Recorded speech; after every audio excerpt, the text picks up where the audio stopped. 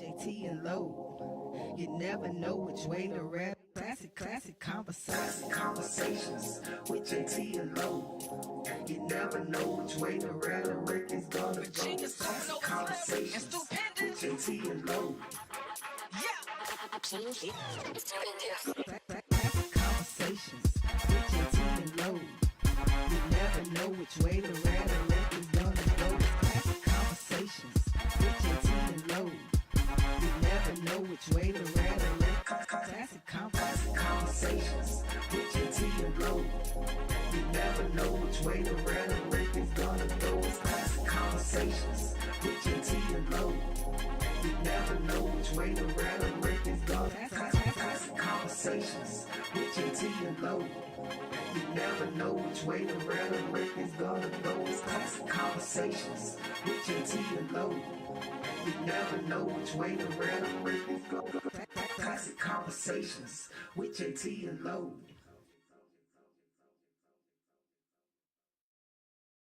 Classic conversations with Jae Tea and Lo. You never know which way to rap. Classic conversations with Jae Tea and Lo. You never know which way to rap. The record's gonna go. Classic conversations with Jae Tea and Lo. Classic conversations with Jae Tea and Lo. You never know which way to rap. The record's gonna go. Classic conversations with Jae Tea and Lo. You never know which way to rap.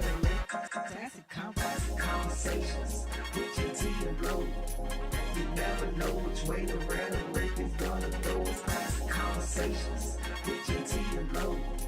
You never know which way to rap. The record's gonna classic conversations with Jae Tea and Lo. You never know which way to rap. The record's gonna go. Classic conversations with Jae Tea and Lo. You never know which way to rap. The record's gonna go. Classic conversations with Jae Tea and Lo.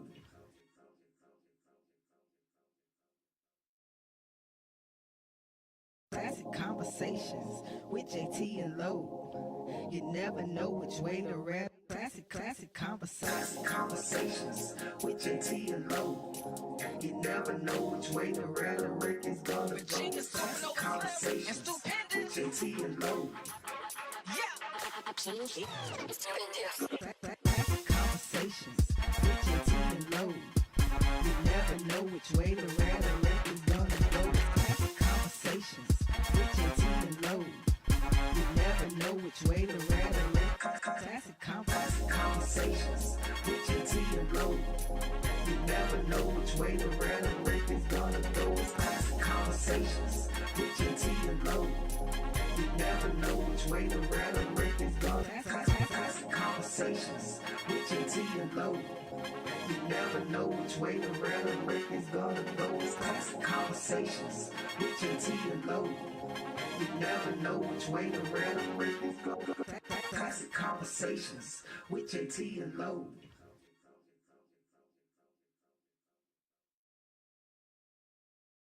Classic conversations with Jae Tea and Lo. You never know which way to rap. Classic conversations with Jae Tea and Lo.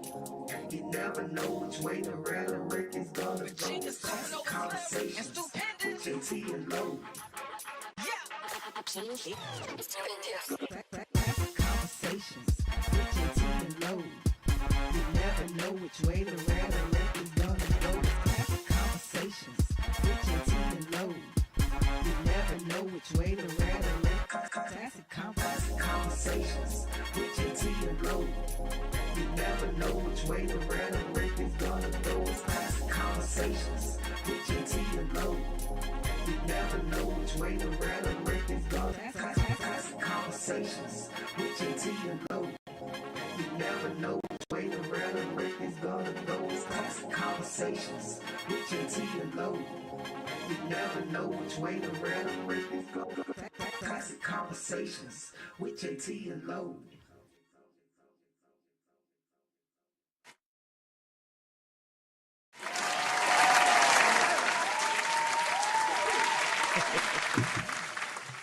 Hey, it's Tuesday night. It's Classic Konversations with Jae Tea and Lo. And Ask a Cop. I guess I got to do everybody's part tonight. You did. As you can see, Jae Tea nor Ask a Cop is in the building. But it's all good. As they say in Hollywood, the show must go on. So Jae Tea, I believe, was this his award night? He's doing something modelistic for Pretty Ricky is what they call him. Pretty Ricky. Working on his craft. Okay. Pretty Ricky. I'm not sure what my man Ask a Cop is at. But, if he rolls in, we'll see what happens. If not, we'll keep it going. But as you can see, we still got a full panel in the building. To my far left, Sugar Sean is outside. We outside, but I'm inside today. To my far right, my man Mont's back in the building. What's up, good brother? What's going on, man? Pleasure to be here.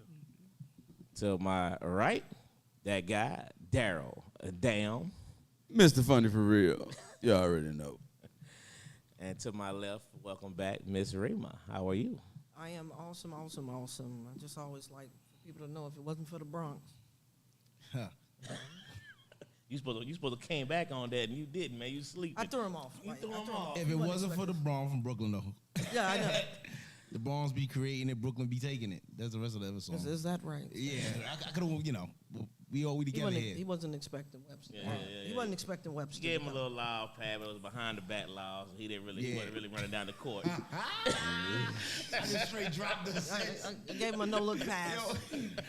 I missed the layup. Hey, man, so, we always like to do a little recap.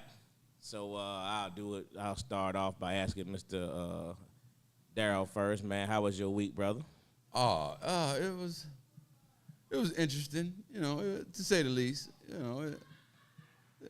Christmas coming. That's really just what I'll say. I'll leave it there with Christmas coming, and it hurts this year.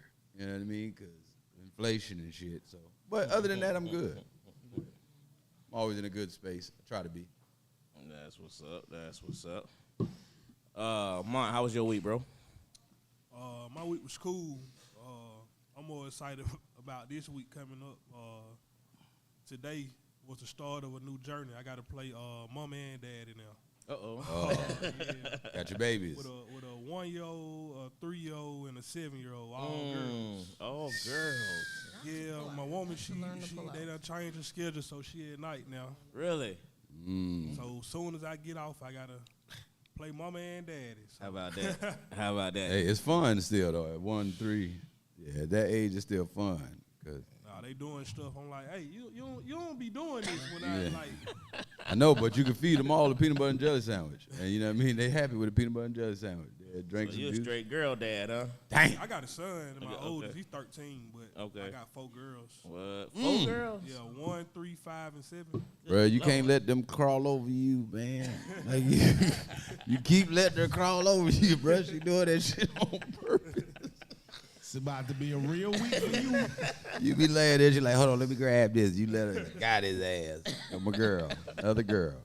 You got to get up and go to the bathroom next time. That's where the boy come from. Wow, well, 1 boy and 4 girls, huh? Damn. So the brother is he already in protection mode? Hell no, 13? I don't know, cause Yeah, he real laid back and cool. Cause that's how we really quiet, like real quiet. So he's like super quiet. So Brother. I don't even know if he want to protect himself at times. Like, That'd be the he scary don't- part, though. man, he don't give you nothing. Like, that right? Hey, how was your day? Good. What you doing? Nothing. So Damn it. Really? Yeah. Yeah. He planning something. So which one of the kids have you seen kind of take your demeanor versus your wife's? Which one kind of you feel like, man, that joke act just like me? My son, but he has a separate mom. But yeah, my son, that comes from like my parents or whatnot. Saying like when I have issues with certain things or I bring up certain things, like my mom be like, "That's you," like. Really? Or if I talk to my mom, be like, you talked to Janari today? Yeah. What y'all talked about? whatever. Yeah, just like, you know what I'm saying? So something like that. Gotcha. Either him or my 3-year-old, but she's a girl, so some parts I don't really see, but yeah, either him or my 3-year-old. Yeah, that's what's up. That's what's up. Sean, how was your week, broski? It was good. It was real good. Yeah. Yeah, daughter balling. I got hit with a bill. I wasn't expecting. But I had to take care of that real quick. I mean, that's life. I mean, I'm just blessed to be able to do it. But everything been all right, man. You know, chilled out with moms. When it took her out to eat, she loved that. She always want a doggy bag for everything. So she don't even eat all the food. She just leave some of it there just so she can take some home. Yeah, so she just chilling. But other than that, everybody's good, man. You know, I had a good week. My Buffalo Bills is 10-3, so we doing big things. Damn. Yeah. I had to throw that in there. I don't know how to steal it. Steelers fans having a rough week. What you want me to say, man? He don't want to talk about no football. The steel curtain is closed. Me Steel either. curtain has closed. Boy, I tell you. That's rough. Boy, Yeah, y'all Tom rough. Brady Y'all- looking bad this year. Y'all rough on your boy. Rima, how's your week? You know, honestly, my week was absolutely terrible. I don't want to make it be totally about me. One of my very first supervisors with the state, you know, was missing for 8 days. And I wanted to give a condolences to the Victor Roberts family. They found his body today over in Peachtree I City. saw it in the news, one of the news breaks. Yeah, and Wow. you know, you know it was going to end bad. But you can never prepare for it when it happens. So, and just all week, just trying to be uplifting to the family. You know, it's just crazy. Wow. Wow. Yeah, Condolences. condolences. Yeah, no doubt. No doubt. Yeah, I did see that in the news. And like you say, when they're missing that long, it's typically Not doesn't gonna be end good. well. Yeah, Not going to be good. no doubt. Damn, Yeah. somebody got found. What? Not for that. It probably would have been Who- outstanding. Her first supervisor worked for the state. Oh, your first super. Oh, they found. Damn. Damn. Yeah. Like, what was he into? Learned a lot. Learned a lot from him. Like, Good- what? good dude. He got kidnapped or something? Or I don't think they know the I don't know any story yet. They just- details. he was other missing, than and now he they didn't found make it the to body. work Oh. last Monday, and they found him today damn. in his car. They said that it doesn't appear that anyone else is involved, but they're going to keep the manner and cause of death until after the investigation. You know, my law enforcement experience tells me that's suicide, but they're not at liberties to say that right Yeah. now. Plus, they may not have. They don't want the family to find out like that. It's all kind of things go on with stuff like that. Right. Definitely condolences to him. Speaking of condolences, man, condolences to my family. My uncle passed away the other day.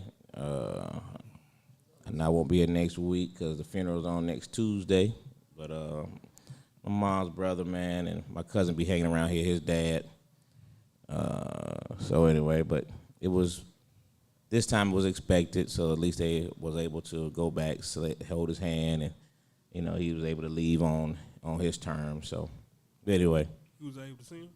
Huh? Did you I didn't make it back there, no. I didn't make it back, but Well, absolutely, condolences. I made sure that my mom got out of there right away. You know what I mean? Yeah, so. But, there's a guy that he's supposed to have been gone according to the hospital 4 years ago. He was they put him in hospice. Didn't expect him to live 4 years ago. But, He was fighting. about a year later, that joke was out driving a car. What? Got his own little scooter. I love You know what I mean? Yeah, So he got a he was- second his turn. lease on life, and he enjoyed those next few years. You know what I that's mean? what's up. So when the illness hit him this time, Older I and think he weaker. was he had his affairs in order. I think everything, you know what I mean? Because a lot of times you don't have that stuff right, and He was prepared. he got a second chance and took full advantage of it. So That's what's up. That's real. How old was he? my mom said he had to be like 70, 71, something like that. That's still He young. just turned 73. So Young. Yeah, that's still young. yeah, he was a second. He was right under my mom as far as from a age standpoint. So anyway, so he had to be like 71, 72. Condolences. No doubt. Appreciate it. But Okay, I was just about to say where are we, so I know where I'm going from right here. So listen, we have a couple dynamic conversations I think we can have tonight, man. And Remo, I want to start by you just kind of giving the audience your background and why we felt it was important to bring you out here tonight. Well, I'm a retired counselor, but I just recently, went back into the field, mental health profession, at one of the private mental health facilities here in Georgia now, and mental health is real, but not everything is mental health. That's the stuff that the excuses people try to make. That's not always the case, especially when you talk about violence. It's comfortable, like if we can always point to, oh, well, he was mentally ill or she was mentally ill. But the reality is probably less than 4% of violent crimes are committed by those that are mentally ill. You get down to the facts. Would you say that that's diagnosed mentally ill? Well, you can only go by, the actual facts and numbers. Okay. The numbers that are counted. Right. It's just like voting. Like, I'm sure there was still thousands of people that didn't vote. Well, so we have to go by the ones that did. Right. So it's similar, to Okay. that. Okay. Okay. And So- then tune into Sportsadelic. It's my sports channel where we talk about sports and everything else. Oh yeah, we're gonna do all those shout outs, but go ahead and get it in early, Rima. Well, I'm a Clemson Tiger. I like to. Go dog. Really, we couldn't I like tell. to No, we didn't know you was a Clemson fan. Go I'm not a dog. fan. I'm not a Yeah. fan. Not a fan. Not a fan. What you call it? What is it? Brought a family? I gave somebody down there a breakdown. You want to tell them? Yeah, you Go might- Dogs. No, yeah. That's what I remember the breakdown. Yeah, Tiger But it's West. still go dog. But still go dogs. I'm a two-time graduate record holder. Like I own stock. Okay, Not a fan. okay. I have those. Right. She said she owned stock, so You own the team. No, I wouldn't own the Can my team. kids get a scholarship? Absolutely. All right, we're going to talk later. Absolutely. You got to stop. Now I can definitely pull some strings there. Okay. look at that. Look how he just open up a door and walk in that motherfucker. You feel? Tell your baby keep hooping. You know what I'm saying? Might be in a good place. Do something for me. I just made a play. But you're gonna have to do something for me. Uh-oh. Nothing's free. Nothing's free. Oh, I didn't hear that. you got to talk up. No, I don't want to talk about her. No. Yeah, she was talking in that Janet Jackson voice, like a moth to a flame, burned by the fire. Your love is blind, can't you see my desire? That's funny. You said the Janet Jackson voice? That's funny. That's funny. Back on tour. I'm about to say, what was that? New break? All right, so listen. We've had, I would just say, just an enormous amount of violence.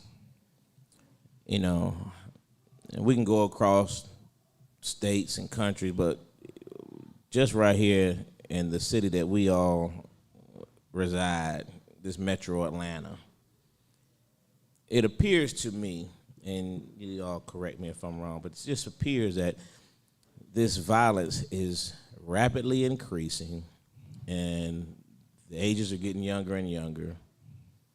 And I don't know if there's any type pattern or whatnot. It's just rampant. And we're gonna hit on a few different ones just as example.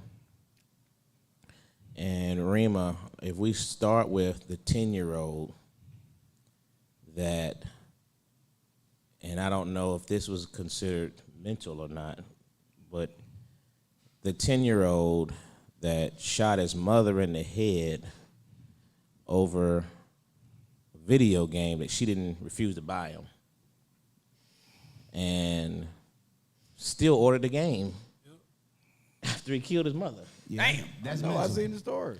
That's mental. That's mental. Yeah, mental. Dang, He's sick. spoiled. He done. That's spoiled. I They think gotta that's leave him in spoiled. jail. You said that's spoiled? No, you kill your moms, you mental. Something wrong with you. It's Yeah, gotta be, right? You I'm gotta saying- be no, mental. I'm You saying- getting something wrong. No, because like if you think about it, now don't make it seem like I'm condoning it. I don't want y'all to look at me like I'm condoning it. But if you think about it, because see, we all come from the same time of ass whoopings. And all of us have got ass whooping and sat in a room and wished hateful shit on our moms. You feel me? Yeah, okay. Yeah. It's just, but we didn't have video games that was about kill everything that they tuned. Like, nigga, I got 15 and 14-year-old, and they tell me that they watch the videos just for the guns. They don't even give a shit what the song is about. If they see a lot of guns in the video, that's why they watching it. Facts on my life. Fucked me up. I'm like, what's his name? Oh, that's NBA Youngboy. I'm like, oh, so like he not doing nothing. He just in his house walking around. I'm saying, look at the guns though. Look at all the guns. I'm talking, they got AKs, AR-15s, 100-round drums, 200-round drums, all type of shit in the video, and that's all the kids like. So it's like, I think the connection for reality might not have totally been there. Because this is what I be thinking. I be thinking people who say they're going to kill themselves and they're young, they think they're going to be able to kill themselves and come back and say, Mom, I told you I was going to do it. Shit, that type of mentality. I just don't think until now it's setting in like, damn, my mom ain't coming back. You know what I mean? He thinking at some point his mom going to come back from the hospital. Come walking in the house like, why the fuck you shoot me? Thought you gonna respawn, huh? Huh? Gonna respawn. Video game, they respawn. That's what they call it. Yeah, he feel spend me? the rest of his life in jail. Call it a day. That's what I'm saying. Do How you gonna give spend the rest of your him life in jail at 10 years old, though? That's it. Don't never let him come back out. Because once you know. go in there at 10, you sitting there for 20. By the time you come out, all he know is jail. Yeah, he When gonna he be come a back different. outside, you think He be gonna a try to menace. get back. He gonna try to get back. Like my cousin. My cousin did 17 years for an armed robbery. Got out and was mad. Wanted to go back. So he set an apartment building on fire. And went back. And my aunt said when she went to see him, he looked happy. She was like, the whole time he was out, he never looked happy. He was just looking. How was But it when he went got in? it back in, he was, hey, Mom, what's up, man? Man, you know, I'm good. Like, How was it when he went in? he was what? My cousin was 17. Right. Got out like, he might have did 20, a little over 20, because he went in at 17 and he got out. Oh, he did longer than that because he older than me. That nigga did about 25 years. And see, once you've been in that long, that's home. You feel me? It's like they done sent you to jail now by sending you to the See free back world. out in the Yeah, free I mean, world. Yeah, they just sent you to jail. Yeah, they want 3 cots in a hot. Like, I got homeboys like that. Like, I mean, they come outside, they be pissed off, and they go back inside. Yeah, because they feel like you got too much. One homeboy came out, he was mad. He had to pay. They had bills. He's like, I go to the dentist while I'm in jail. Like, he made it sound like it was good. Oh, like, listen, he was man. enjoying like being in there. Like he was like, Listen, if I'm trying to tell something's you, wrong. You think I'm mental? They bugged out. No, I'm telling you some real Something shit. If off. they- Like, this is serious stuff. no, if they had a Really fuck felt Friday like- in jail, bro, it wouldn't be Yeah. that bad. Like if you could get some pussy once a month, you feel me? You get to fuck whoever for 3-4 hours. Jail Yeah. wouldn't be that bad, dog. I'm telling you, dog, because that'll keep down the violence. Nigga wouldn't be fighting. Niggas would be like, bruh, I'd kill your ass if my little shit wasn't falling through Friday. My baby coming through. Your ass would be dead, boy. Nigga bust that nut, come back, hey man, forget that shit we was talking about. Here go a sandwich. You know what I mean? Don't worry about it. Conjugal visits. So, what was the first thing you thought about when you heard it, though? A 10-year-old. Crazy. But it wasn't my first time. I retired from Department of Juvenile Justice. Right. My youngest was 8, stabbed his grandmother with an ink pen because she wouldn't buy him a bag of chips. And that was like 12 years ago. So, I mean, you know. So, from someone who experienced these things, have been around youth, troubled youth, mental issues, whatever. I mean, I'm just curious, when you hear those situations, like this particular situation, I mean, but what does it, are you desensitized to it? Are you still, I mean, how's it processed? Great question. Well, you know, I always think about all the other factors that are involved because the environmental factors are the last factor. There's 2 other factors that come into play. And what I mean by that is, you know, when we're born as an infant, we're 1, 2, 3 years old, we're really not all out in the environment, right? You know, we don't really know what's going on in the environment. But what is it at the the individual level. Like, what is it about you as an individual that you automatically will have issues as it results to when you get to those environmental factors? And then the second factor is, you got one, the individual, me. Like, you know, am I low functioning in school? You know, I think you all talked the segment, am I shorter than everybody? Like, what is it that you internalize first? And then the second factor becomes, what are your parents telling you, if you have parents? And then you're already set for now the big homie when you get to the environment. Because you're already leaning in that direction, because you're already looking at yourself individually as being messed up. Then you got your parents, somebody in, you know, who should be breathing life into you, telling you you're messed up. But then when you get to your environment, everybody's telling you, hey, you want to be somebody, do this. And so I'm thinking at age 10, what was already missed? What was already missed? Because he's already gotten to the environment, because that's how he got to the gun. But there's those other two steps that led him to be able to pull the trigger, is what I'm saying. So I'm always thinking, you know, underneath the deepest part of it.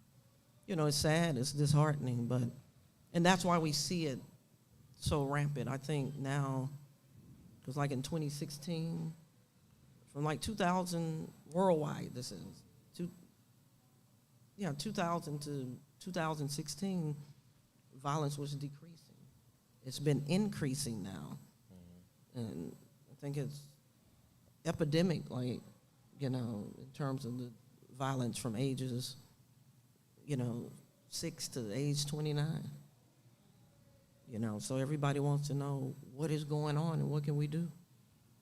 You know what I think it is? I think it's the fact that you able to tote a gun without needing a license on hand anymore. It's like, that's all I see.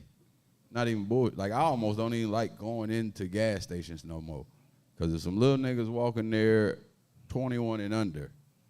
They got a big old gun hanging out their pocket. You feel me? Like, one of them shot themselves at the damn Stonecrest Mall. Shot himself in the leg. Really? Yeah. Like, Kemp tripping. Like, he got a goddamn, like, he got to, whatever they overturn that shit. It's like, at the end of the day, yeah, because it's dangerous. You feel me? You got to realize what you putting into the hands of immature people. Like, not even immature. Like, these niggas is raised emotional. You know what I mean? What's your name again? Because I don't want to say she. Rima. Okay.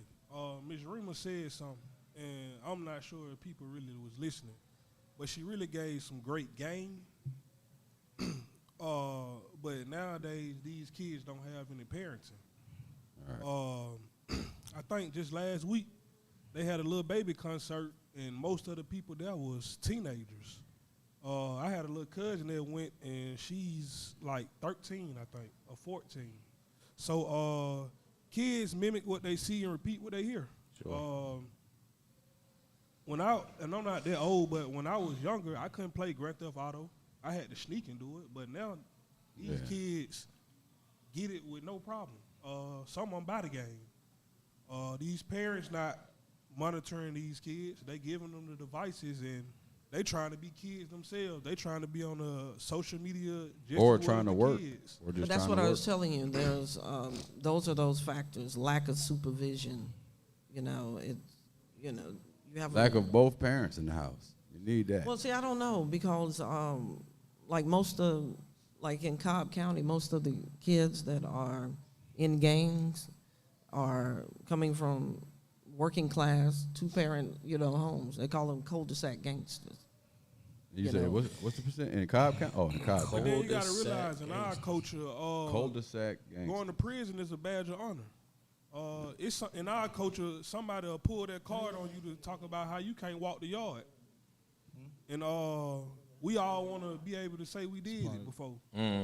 So going to jail to us don't seem bad. We see our homies on Instagram. I got a homie right now doing life in prison. And he was just writing me the other day talking about his stats and everything from a flag football game For real. in prison. So when kids see all that, they don't see the trouble part behind it. How he just wrote me today, but I ain't heard from him in months because the whole facility was locked down. Right. They don't know about the times when somebody done stopped up the toilet stool. Now everybody's smelling this from this cell. They don't know about the beating on the wall all night. You can't go to sleep. The game that Miss Rena just gave us, a lot of us don't get that until we go down the road and hear that from an old head. And by that time, it's too late for some of us. So, like I said, she just gave some very important game. But the problem is nowadays they don't want to hear that if it's not coming from a rap song or a celebrity. And I don't think it's a badge of honor no more because these niggas telling on each other too much. Hold that thought right there. Hold that thought right there. We'll be right back.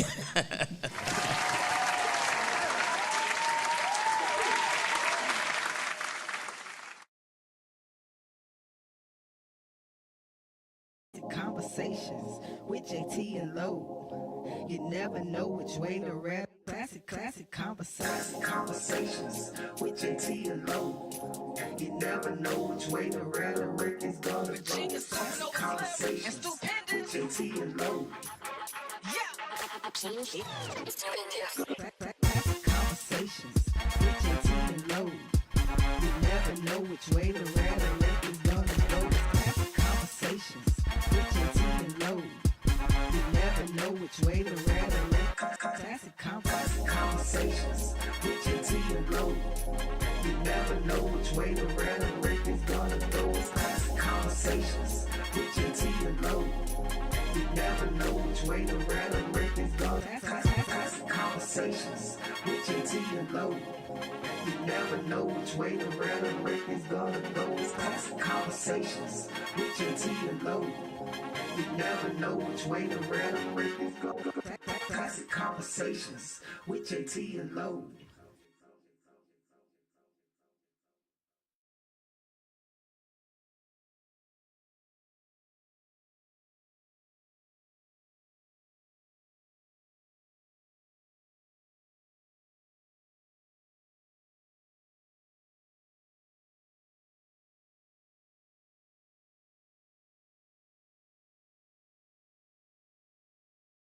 Classic conversations with Jae Tea and Lo. You never know which way to rap. Classic conversations with Jae Tea and Lo.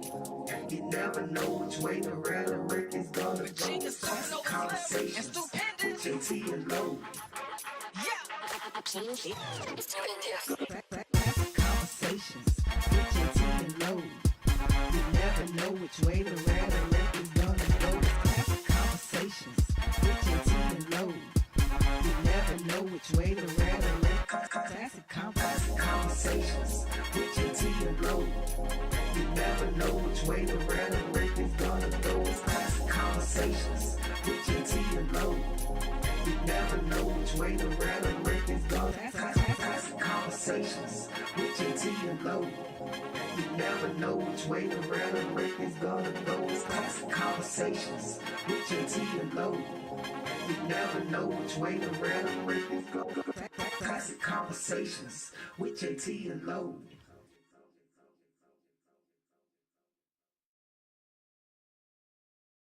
Classic conversations with Jae Tea and Lo. You never know which way to rap. Classic conversations with Jae Tea and Lo. You never know which way to rap. The record's gonna go. Classic conversations with Jae Tea and Lo. Classic conversations with Jae Tea and Lo.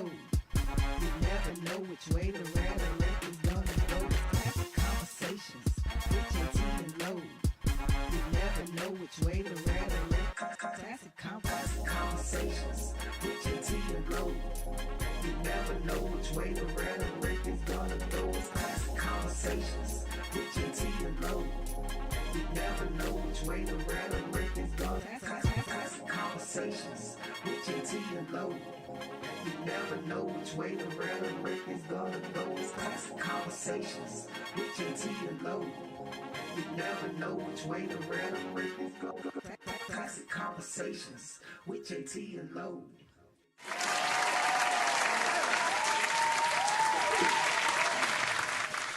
All right, we back. Short break. I had a kid. I got to tell you guys this. Go for it. I had a young man on my caseload. He was the number 2 leading scorer on the basketball team. And he stopped playing. And you know why? Why? Because his parents never came to see him play. Oh, man. They never came to see him play. See, here we go. As an individual, he like, well, I got this basketball thing going on, but my parents are not involved. So, the hell with it. Next thing you know, he joins a gang, and now he's doing 25 years. That's sad. Yeah, that's an excuse. An example of that was an excuse. society getting too soft.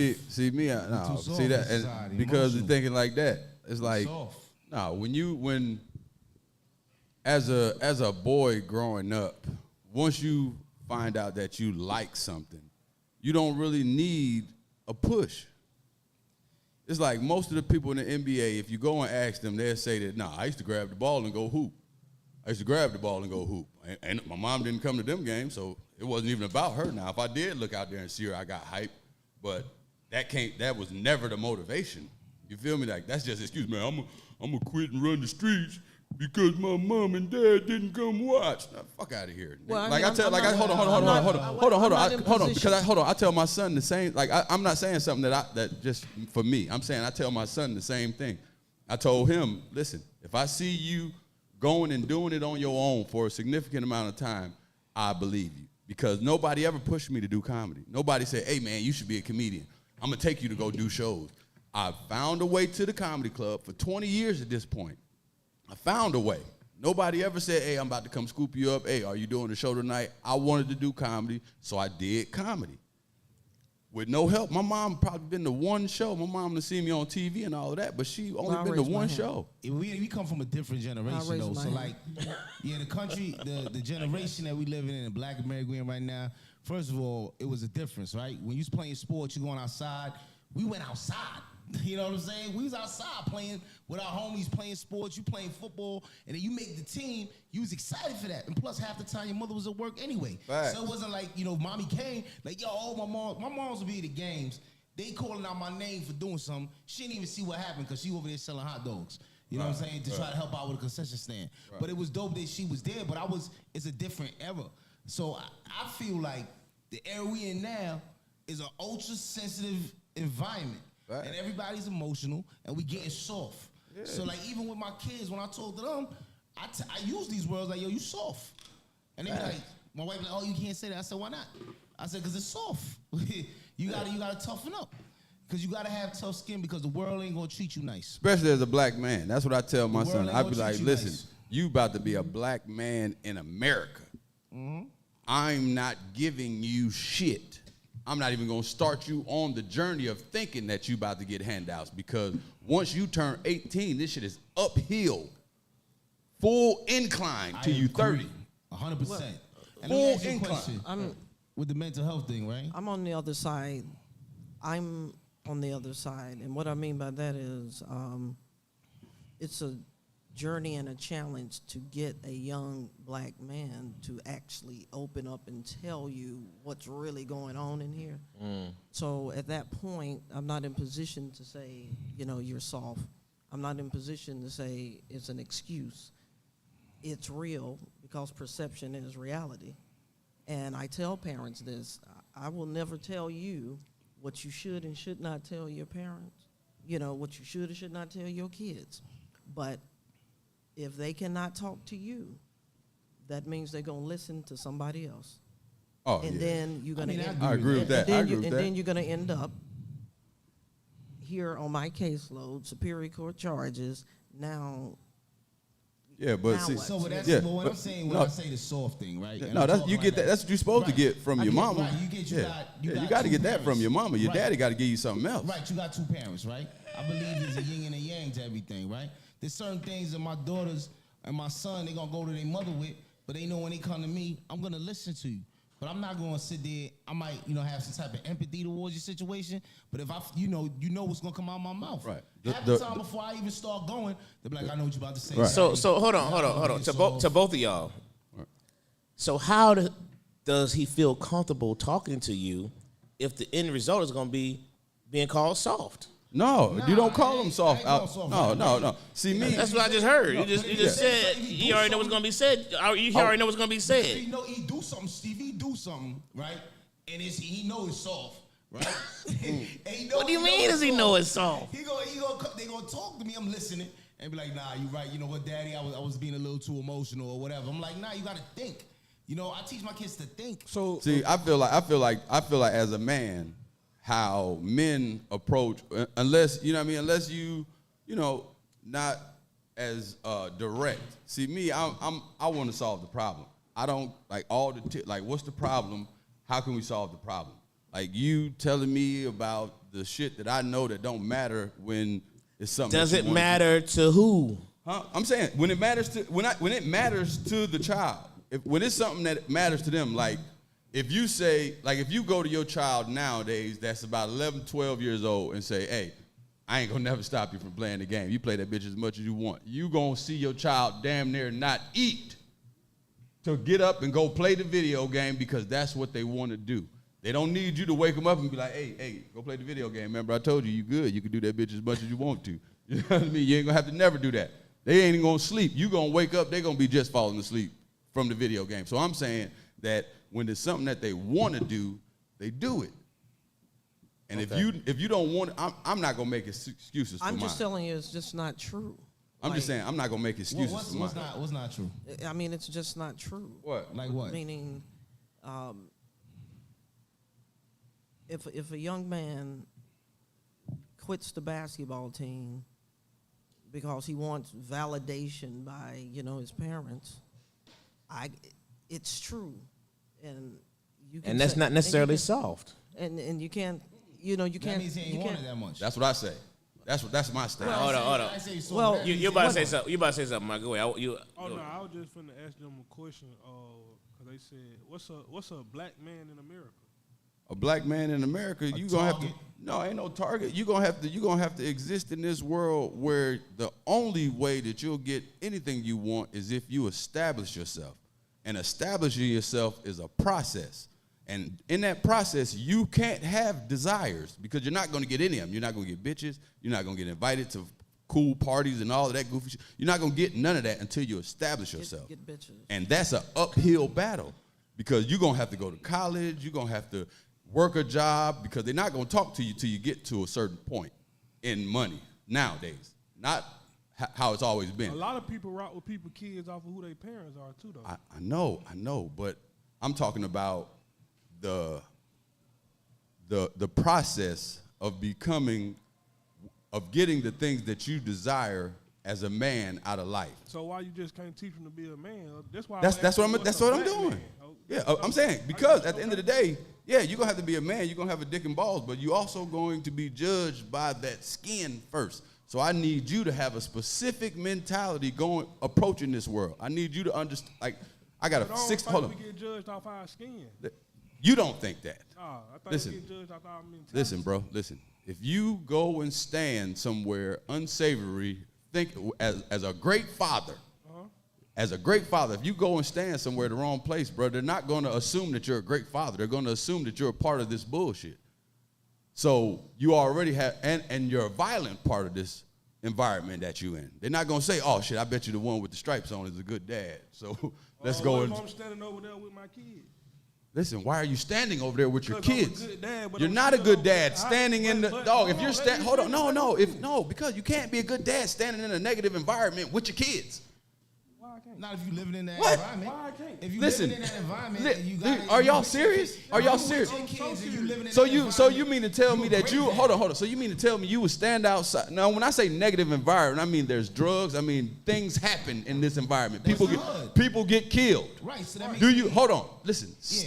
Do you really think that you shouldn't have your kids in the house or at least be in the house too? No, what I'm saying is you put me in a situation where I never be, and at the same time, You can't say you'll never be there, bro. Because he not outside hustling. No, I'm just saying you could go to the hood to get a pack of cigarettes. You just stopped in this store, and when you stepped outside, you wanted to use your phone because your girl was calling, and you didn't go jump right in the car. You standing out there on the phone. Nigga, you drug dealing, bruh, on the right side of town. If he with his kids, he Listen, All right, hold on. with his kids. I got that. The question, I guess, was your question answered? you were talking about being judged as Black who man. you are, not necessarily identified by their color. Right. That was the I mean, point. they just said they teach. Well, he said he teaches his son how to be a black man in America.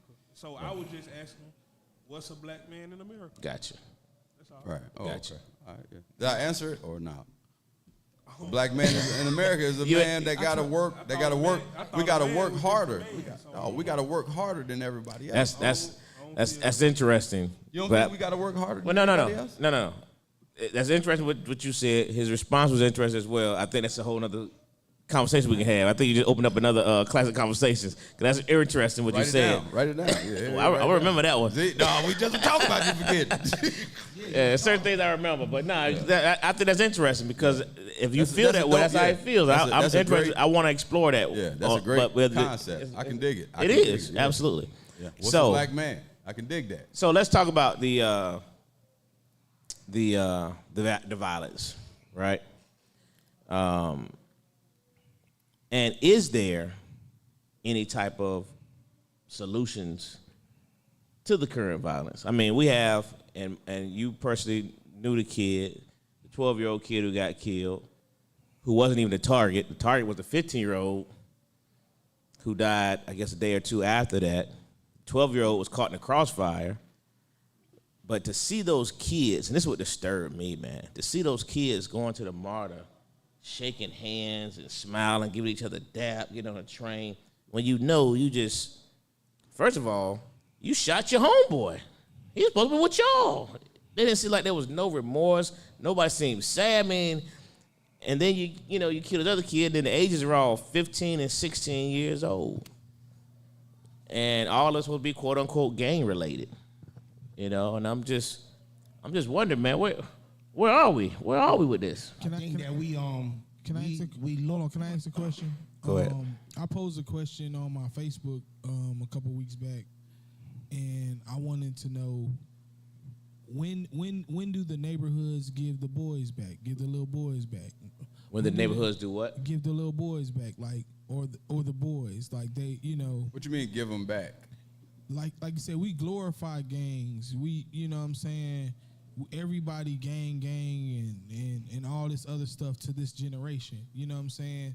And we wonder why these kids are joining these gangs. We don't ever denounce the gangs. Like he says, the entertainers, the rappers are all gang members. You know what I'm saying? And it's always free them. It's always, targeting or using the lyrics, like all these stuff they want to complain about. Yet they're not pushing anything positive. Like they don't, and then they expect different results when they're giving. But all is your niggas- question And the so- neighborhood doing this? Because the neighborhoods are where the gangs are. The gangs are comprised of neighborhoods. You know what I'm saying? Like even the Bloods and Crips are neighborhood gangs. So the neighborhoods are literally the ones who are taking these boys when they are. So let me. making them join I'm gonna get the you, Raymond. gangs. I want to go to Mont first because you the youngest of this panel, right? So you close to the age and answer that question. What is your thought then in terms of this gun violence? This is it what he's saying? It's the neighborhoods, the boys, or what? I can answer it too. But go ahead. Well, hold on, I was. Well, a lot of the younger guys, or the boys, and I'm pretty sure she can speak to this. They be getting molested, man. Like for real. And So when then you it's talk- some mental stuff then. all of that. Then when you talk about the neighborhood, the conversation that I keep saying that she just gave all of us, they not getting it. Everybody want to be like the younger version. I mean, the younger generation now. So I'm getting money. You the old head still telling me about what you used to do or how y'all used to get it. I ain't finna listen to you. I got my little crew. We doing our thing. When I look on TV, I see this rapper or this basketball player who can't just be a basketball player. He got to be a basketball player, a rapper, a gangster, all in one. So now I'm confused. And then when I look at over there, that little gang, they got their little rap thing going on. They screaming a little bit. They look like they got it going on, and they really ain't got much. So now I want to mimic that too. So the killing is gonna continue. You know what I think it is? Hold on. Go ahead. Technology is getting even better, so jail is getting even funner for some of these guys. So Wow. they ain't scared to go down that road. Like I keep saying, it's a badge of honor. Whether they snitching, they been snitching. The mob used to always snitch, so snitching is nothing new. It's just out now that we can all visually see who's snitching because of technology. But snitching has been around, so snitching is not going to stop anything. It's still the badge of honor of going down that road. Most of their friends and homies are down that road. They want to be back where their homies be homeboy lovers. So, Do you think it's a badge of honor because the sentences aren't as severe and they're getting to come back home and make it seem as if it's a badge of honor? No. As opposed to, like these 15, 16-year-olds, Our they might be culture going away for the made rest of their it- Our lives. culture made it a badge of honor. Okay. Like I say, when you have those conversations with a lot of people, they'll try your manhood because you ain't never walked the yard before. So in our culture, going to prison seems cool. You have men in prison right now that got more girlfriends than a man free on the streets, and he love them all. Wow. They send him money, send him pictures when he want them. He control them how he want to control them. So in our culture, again, going to prison is nothing bad. It's all glorified, from the rappers to the entertainers or the sports players, all on social media. So what they running from? Why not? Hold on there. I know you want to jump in. I want Raymond to jump in next. Go ahead. Well, I was trying to figure out, because I've always asked the kids on the caseload, like, how are you out here gangbanging? Because I think people forget that the head of the Bloods and Crips called the truce back in 1992, in the wake of the Rodney King. So why is this still going on? Because theoretically, this is who you listen to, right? But these kids, they've branched off. I think it's over. They have so many made up gang names and all of this stuff because they just want to do their own thing, because they don't. It's almost similar to sororities and fraternities, like what it was to cross, back in the 70s and 80s. And then if they don't cross, they tell all the secrets, just put it out on Facebook or whatever. So I guess I've always been amazed at the fact that you're part of something, but when I ask you some hardcore questions, you don't have, the answers. And then they're initiating, kids, and I say this, white kids. I met more white Bloods and Crips than I ever have in my life. Really? Yeah, but really they're not, because this kid don't even have the authority to be trying to initiate. Right. Then they leave the detention center. Now they out on the streets. They believe that they Crip. Now they meet a real Crip. They don't have the answers, and then they get shot right there Listen, on the spot. I'm glad you said that, because that's very. I got you, Sean. But that's very intriguing what you just said, because when you hear these stories about jokers are gang affiliated, it's an affiliation of a Blood or affiliation of a Crip. I would wonder the exact same question is, who made them? How are they associated? Who gave them this association? Do they really? I'm gonna go deep. Yeah, I'm gonna so- go deep. I'm gonna go deep and say the gang culture and the gang, we'll just say grouping, could potentially be a biological approach, because as a little boy, you come to a point where you're trying to find masculine energy when you only live with your mom. So you go into the streets to find the people that are aggressive, masculine, and all of that shit, and they usually gang members. You know what I mean? And then now you got to take into consideration that those gang members are coming from the same bowl that you're coming from without a mother. So they're bringing an emotional approach to life in. You're looking for a masculine approach. So you go and you meet this nigga who got an emotional approach to life, and now you pick up his emotional approach because it doesn't require anything of you. All you got to do is learn this information, be willing to die or kill for this shit. It don't require much. So now as a man, you go looking for this masculinence, and you find it in people who are acting masculine by approaching life emotionally, and you pick up that. And the worst thing for a man in America to do is approach life emotional, especially as a black man. You can't, because you're living in a world where nobody really gives a fuck about what your tears, what any complaints you have. Nobody really gives a fuck. So if you living like that and you get in a circle where everybody's smoking, we always having fun, we got guns, we the baddest, we the toughest, we'll shoot anybody, that's a masculine image. But And that now answers everybody pick it up. that answers your question. That's why they can dap up, high five after blowing some, because there is no empathy, there's no sympathy, there's no emotion for this person that they just blew up. Right. Go ahead, Sean, before we take the break. So I'm listening. So my thing is this, man. The problem with, one, we put a lot of emphasis on the negative part of the community, and this obviously this is the conversation. The problem is that you don't have enough adults being adults. You get what I'm saying? Like, if you got to keep telling kids that your story and all the stuff you was doing and all this other stuff, you're igniting something inside of them, because they gonna want to live that, right? So there's no real OGs outside. The thing is, a lot of us left the community, and I've said this before. So when you leave, you know, when I was home, they see me going to pick my kids up. They see me bringing them home from school. They see me going to work, right? They be like, what you doing tonight? Oh, I'm going to do some comedy. Oh, you do that, OG? Da-da. They're not seeing that, because now the dude that's my age that wasn't really about that, about none of that, is promoting something else. Right. So when you're doing that, you just showing them something that you wasn't even living. So that's the problem that's really going on, is because the guys that's pretending to be who they say they are, they not who they say they are. And a lot of us, we left the community, and are we going back?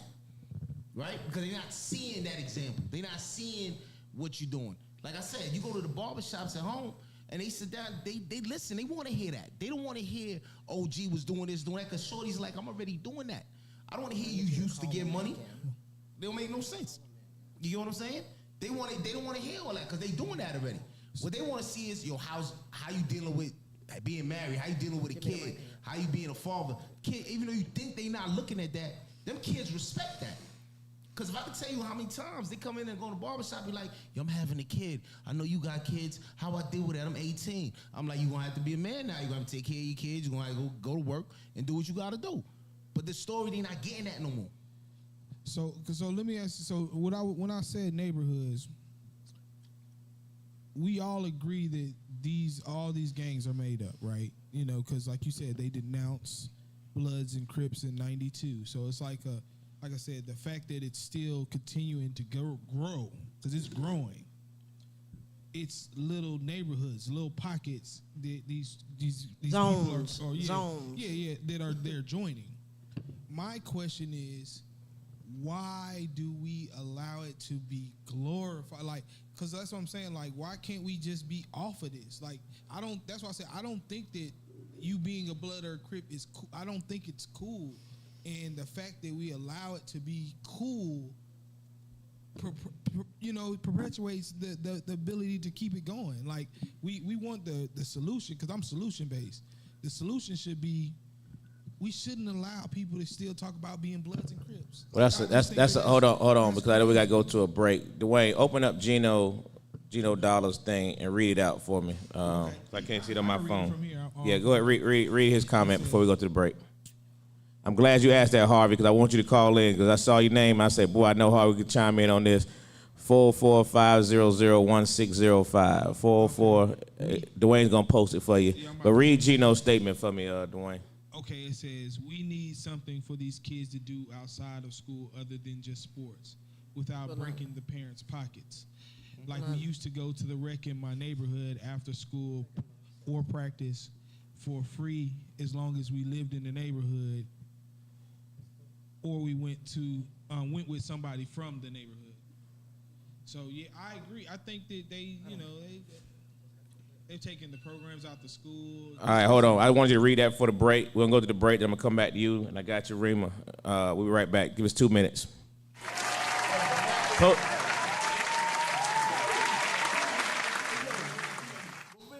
Post the number for Harvey. Think about it, right? They not, I go home and I see some cats. I was home about a week ago. My boy Classic Konversations with Jae Tea and Lo. You never know which way to rap. Classic Konversations with Jae Tea and Lo. You never know which way to rap. Where it's gonna go. Classic Konversations with Jae Tea and Lo. Classic Konversations with Jae Tea and Lo. You never know which way to rap. Where it's gonna go. Classic Konversations with Jae Tea and Lo. You never know which way to rap. Classic Konversations with Jae Tea and Lo. You never know which way to rap. Where it's gonna go. Classic Konversations with Jae Tea and Lo. You never know which way to rap. Where it's gonna go. Hey, what's up? Sunshine, I'm Rima. How are you? we still on break?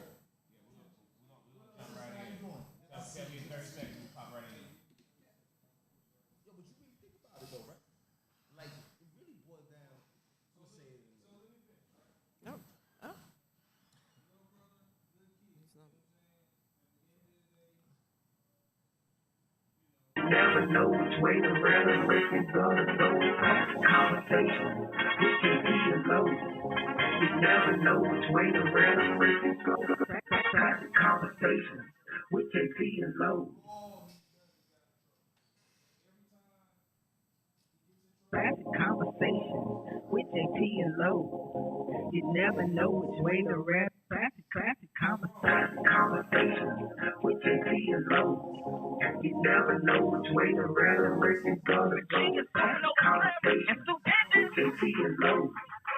Classic Konversations with Jae Tea and Lo. You never know which way to rap. Where it's gonna go. Classic Konversations with Jae Tea and Lo. You never know which way to rap. Classic Konversations with Jae Tea and Lo. You never know which way to rap. Where it's gonna go. Classic Konversations with Jae Tea and Lo. You never know which way to rap. Where it's gonna go. Classic Konversations with Jae Tea and Lo. You never know which way to rap. Where it's gonna go. Classic Konversations with Jae Tea and Lo. You never know which way to rap. Where it's gonna go. Classic Konversations with Jae Tea and Lo. They go to school at 13. Yes, they do. They go to boarding school. They go to boarding school at 13. They go to boarding school at 13. Hey, give me.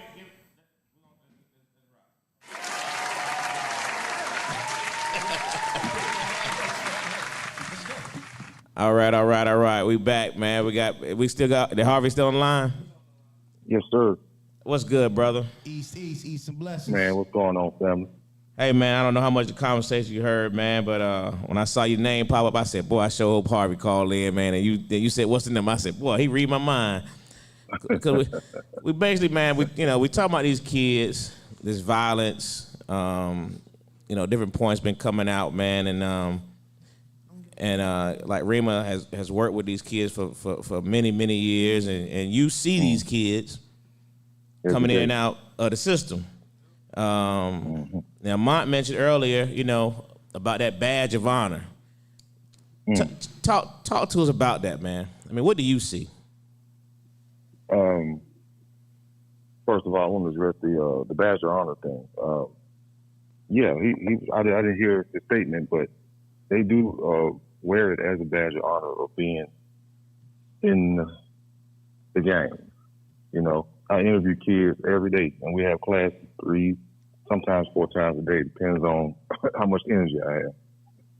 But they see it; they don't see any other way. There's no way out for them. That's what they grew. It's what they grew up in. I likened it to. I had a class right before Thanksgiving, and the topic was nature or nurture.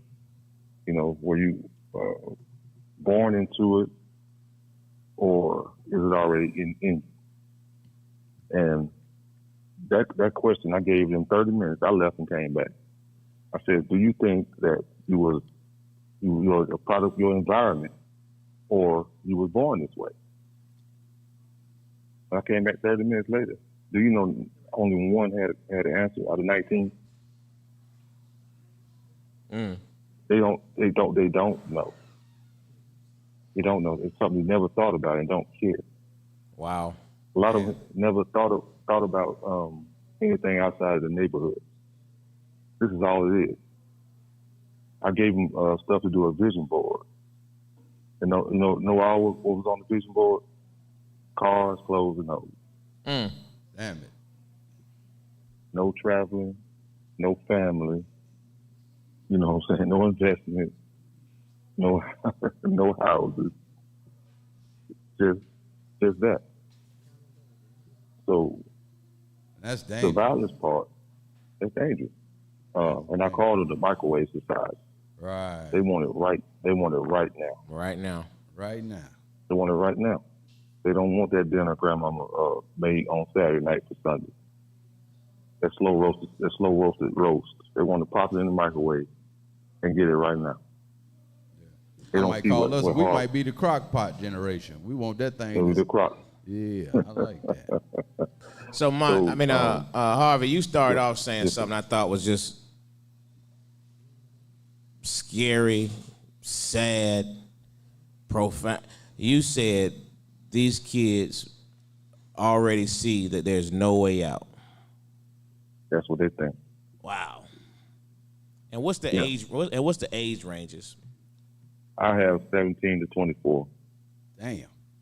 That's That's the the new. men. That's the new age because there had to be a reform because it used to be 15. It used to be 14. Yeah, I'm at the county jail, so they only come down there when they're 17. Well, yeah, that's because of the new law. There had to be a juvenile justice and Department of Justice reform because they was sending kids to prison at 14, 15, and a lot of them were being raped and killed because they wasn't Yeah. ready to deal. So the new agreement still is happens. we'll hold them to their 17 before. And I think if I'm not mistaken, at the county jail, they have to be 18 before they can go into the general population now, right? Oh, they changed Yeah. it. Well, they had No, to. no, it's They been had that to. way. Yeah, I remember when I went in 01, you had to. Well, you could be if you was 17 in 6 months, your ass was going to DeKalb County. You know, they had to change it because there's a lot of Yeah. they've been preyed upon essentially. Yeah, the 17-year-olds are held separately until they turn 18, but that really is only a matter of months. You know, they Because, have to be you know, housed. you know, So let me ask this question. In the county jail, all right, and they come in all shapes, forms, and sizes, all mentals, everything. And I'm just on this badge thing right now, right? Because I know how real that is. But I'm just curious, when these guys come in there with this so-called tough guy mentality, with what they did on the streets at 18, 19 years old, and they run into some of these guys who been about that life, is there any kind of change, or does it make it even worse for those youngsters? they two things about it, Low, that I've seen these past 9 years. Either turn him around or turn him into a monster. Some of them cats gotta go to belong in jail. I've seen both. I've seen guys come back, and I've seen guys who I stay in touch with. They're doing great over, jobs, went to school, went into the programs that I sent them to, and doing well for themselves. And I've seen guys that come back. So it varies, man. It varies. Used to be gangs, used to be for protection from the other hood. Not from the other hood, but the other people. Now it's protection from the other hood. And that's where it starts. If my set is beefing with your set, we click up, and then the next set click up, the next set click up, and that's all over the United States. And like I think I heard somebody said they just hybrid. They call it the hybrid gang. They just latch on to whatever's close to them. Who's ever winning at the time. Wow. And these young boys are doing crimes that are getting them so much time that they won't see it'd be Buck Rogers years when they come out. Right. That's when they don't want that badge y'all talking about. Yeah, when they get that 27 years, they ain't want that badge. But They wanted the 3-month badge. They wanted the 90-day badge. They You ain't know what want I'm that. saying? That lead back to the game that Miss Rima, I apologize, REMA, man. spit earlier. Yeah. And they don't get that game until they down their road on the bunk listening to an old head. Yeah. And shit. And that old head want a little piece. But at some point, we got to start preparing. That's what guys like Harvey for. Yeah. Who's on the phone. But when I say prepare them, you got to be real with them. Yeah, that's how I do. Hey, kids are going to go to jail. Some in groups. Like when you look at certain Yeah. groups, it's a percentage. But at some point, we got to be real with ourselves and get them prepared for that. And that's what guys like Harvey for. So that's why it was good that he really called in too, because he got a up close First-hand knowledge. Yeah. Absolutely. My first year, we had a 59 or 60% recidivism rate. Like guys coming back, the guys that's from 17 to 24 to come back. Now it's almost 75. Really? Damn. Yes, sir. From That's 2002. But it's set up. From 2000, beginning of 2000 or COVID. From COVID to now. The numbers the numbers will be back in January, so I have to get them back to you. But it's at 75. It went up, Hey, that's something else. and they've gotten younger. Now, Rima said gotten it's younger. set up that way. Rima, explain what you mean by that. I told you all at the beginning, no one ever wants to talk about the environment is not as significant of a factor than it appears to be. That's the third level. That's the third level. Talked about that last week. That's the third level. The individual first and foremost. Exactly. And let's not forget, it's set up that way, meaning our prisons are now, most of them are privatized. Like you can buy a prison like buying a business. It's a business. So we have to keep them full, right? And so the probation and how it operates, it automatically sets that young man and that young lady up to come back. It's designed for them to come back. It just is. And like I said, Georgia is unique because they have mandatory minimum sentencing. Starts out at 10 and goes up. Starts at 10 and go up. Because they've done the homework. They've done the math on how much it costs to in-house a kid per day. And then, if that kid does have a mental health issue, that price almost triple per day. It's a business. It's a business. $17,500 a year. Right. Per head. Yeah. Per God head. damn. Per head. That shit shot, nigga. That shit wasn't that high 20 years ago. Right. God You know, damn. that's what it is. And You so said 75,000 a head, 17.5. 17.5 thousand a prisoner.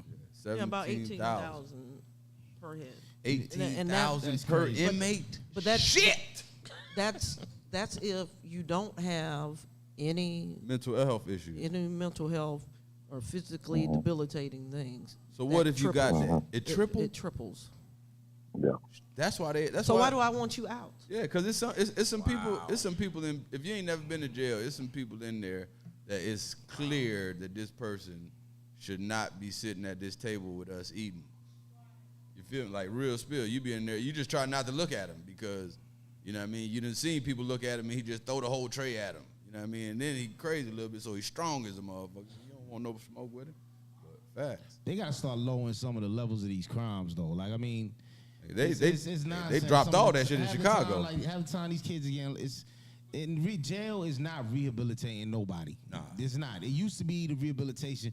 Certain crimes, yeah, you should get locked up. You a menace, you murdering people, yeah, all right, that's it. You gotta get up out of here. You a rapist, you a child molester, you gotta get up out of here. But send these cats to jail for 30, 40, 20 years, 10 years, 5 years for some drugs, it's stupid. Well, but no one ever said that jail is absolutely positively not for rehabilitation. It's a housing facility. Most of the time, if they're in jail, they haven't actually been sentenced.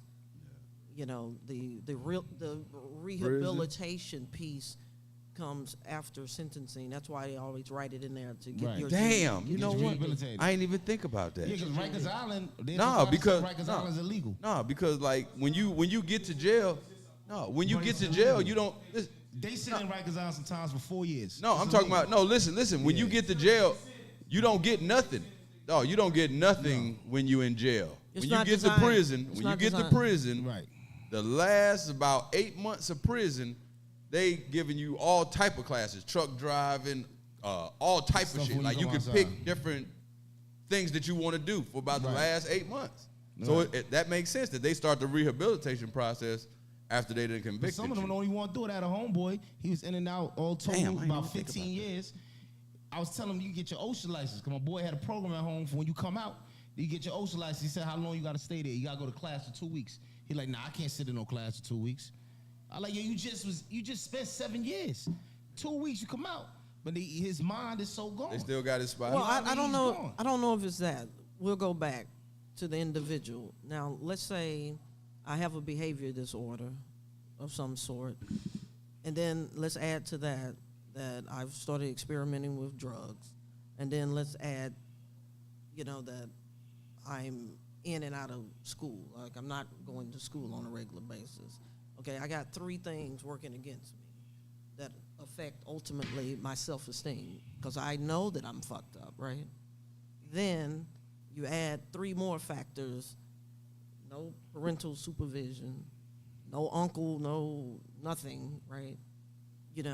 And then you add on top of that mom or dad or whoever is my caregiver has some mental health issue, and then you add to that the inconsistency of any type of supervision, or it's very harsh, pretty much child abuse.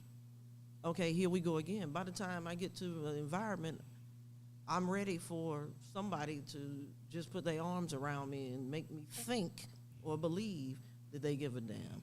It has nothing to do with being soft or the excuse. Like I was born with a chemical imbalance. I was just born that way. And I know that I'm fucked up, so I'm gonna hit this weed because, it makes me feel a little better. It's just the twisted cycle which becomes the resolution. You gotta fix that individual, so by the time they get to the environment, they can see what it is. Yeah, They can see the bullshit. Like they I- can see. I can dig that. So when dad is talking, it registers at that point. But if that individual is not right and you start throwing all that other shit, I'm telling you, the environment. Man, you have gotta a be hell in of a there, job. That's a hard ass job to do. But Like that's why- no, real shit. It's like you got to real like because the more I listen to her, because like I be wanting to hit it with an idea or a different dynamic, but then I just sat here and thought like, damn, she got to be able to play multiple head spaces as a job. Yeah, she got to be crazy. Yeah, she got to almost be crazy. Not too. crazy. No, it's not crazy. That's mental, understanding. mental, yeah, no, you she has a gotta gift mental. to process. I mean, really? Huh? No, she got a gift to process to be able to do that shit. Because I know that if I'm dealing with a little boy that keep cussing me out, I don't know how to stay calm with him. Yeah. You feel me? I'm gonna stay calm for a little bit, but then security gonna come in there. I'm like, nigga, fuck you too. You gonna cuss him out? Right? Like if he spit on me, I take the first spit, Yeah. but the third spit, you feel me? I just slap the shit out this little boy. Exactly. You know what I mean? And she could be like, hey, listen, Tommy, you got Tommy, stop spit and can still want to get through to this child. That's a fucking gift. Yeah, that's never love. Well, let me tell you something about me. Well, a couple of guys that in there know me. I meet them at where they are. Whatever energy you give me, I'm gonna give it back to you. It works for me. Shout out. Yeah, me too. It works for me. I try to be what I look for in people.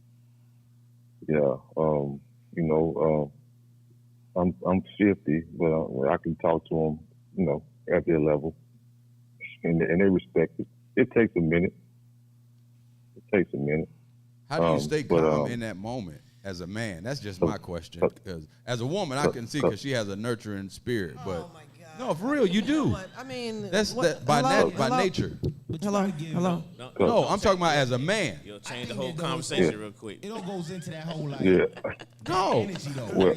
Well, no, like the facts. energy, Because no, I'm saying Hold on. You asked him a question. right. I was about to Let keep him asking. answer the question. I'm saying as a man Yes, sir. because I know men have a problem solver mentality. You feel me? So I'm trying to say, how do you know what I mean? Like, how do you deal with it when it get too much? I also do anger management well, so I know how to remove myself from the situation, Exactly. take two steps back. Because if we're close, in close proximity, then I'm gonna do zone 3 on. So, but I know that as a caregiver, so to speak, I gotta let him vent. Don't interrupt him. Don't show him out in front. Don't show him up in front of their friends. Talk to him one-on-one. Every time I talk to him one-on-one, after that blow up, they always calm down and apologize. Oh, okay. That's what's up. Yeah, because you can't match everybody's energy. Right. You try to match everybody's energy, it just becomes toxic. Just because somebody acting a certain way, they going over somewhere, I don't got to give you that, what you just gave me. Because half the time, if I do that, now it's going to turn into a whole other situation. Yeah. So like I said, that might be my greatest gift because, I get the business. It's like, fuck you. That's a gift. You That's a gift. bitch, and That's a just gift. all the above. I get it all. And Yeah, I get it say too. The same thing. I say the same I thing. get it too. I understand Yeah. that you feel that way. And I also understand in about 10 minutes you're not going to feel that way. And I'm going to be in my office and you're going to come talk to me. And then I walk off. Yo, for a minute, I thought you was about to be telling me something. Like, I'm not going to feel the same way that I feel in 10 minutes. I'm like, huh? What I do? Like, You did tell me you were talking to people. I do talk to people in my head. Right. I'm so- trying to get a check, so I'm trying to tell me what happened. That's a good check you get for mental health. So but on the real, it's a tough, sad, environment, and it is a gift because I never picked the profession.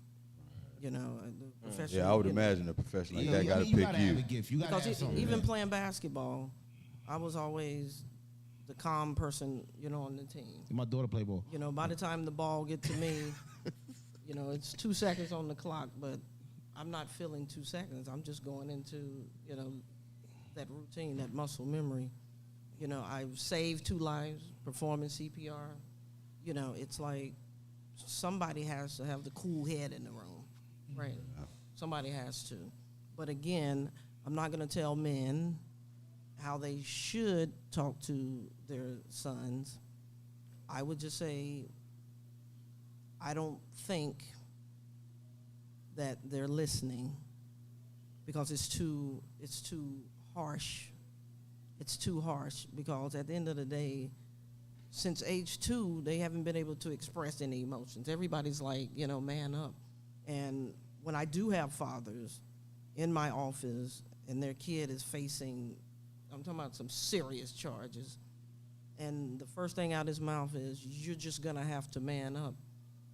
I'm not going to take his manhood. So excuse me, step outside with me. And I say, hey, look, you are telling your 14-year-old son to man up, and he's been told that he's facing 99 years in prison. He's been told that he's probably going to die in prison. Most men of age cannot man up to that situation. So what makes you think he's going to be able to do it?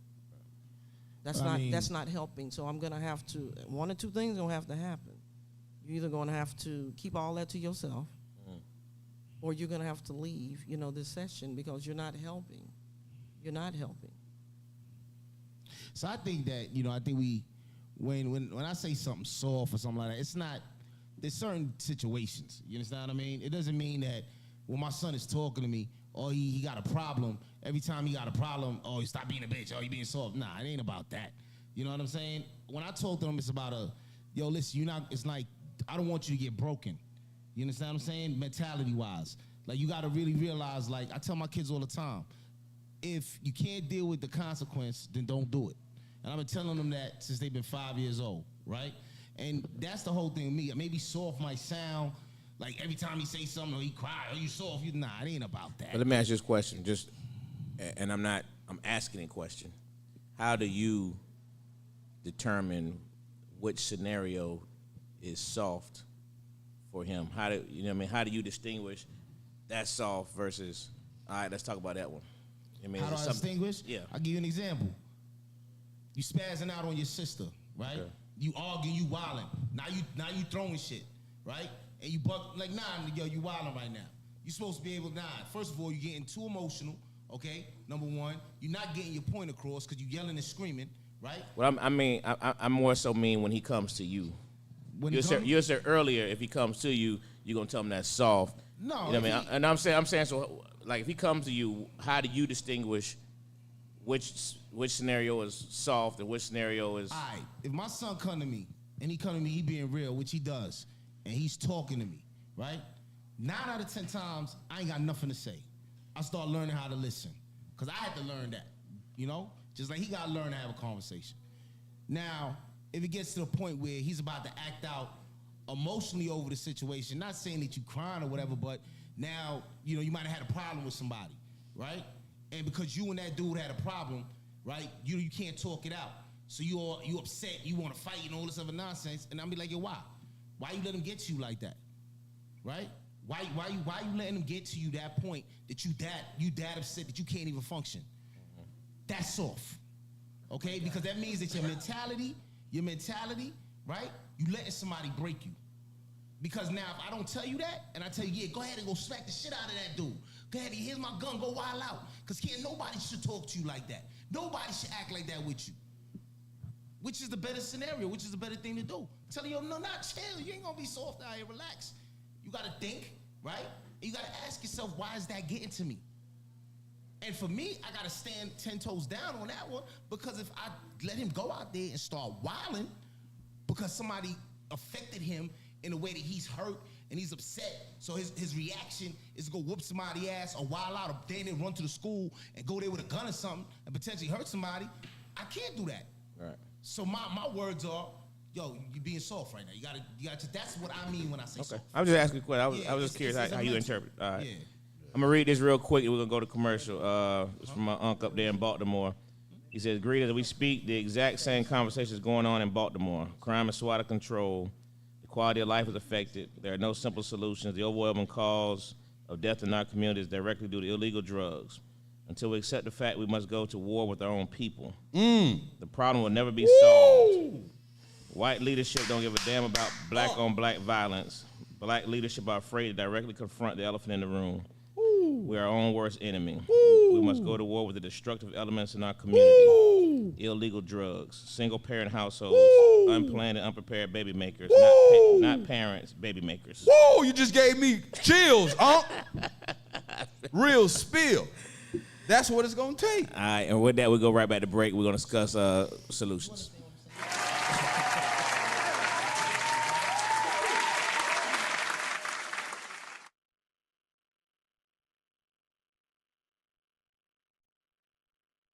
Classic Konversations with Jae Tea and Lo. You never know which way to rap. Classic Konversations with Jae Tea and Lo. You never know which way to rap.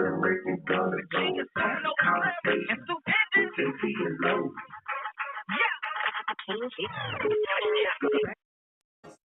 Classic Konversations with Jae Tea and Lo.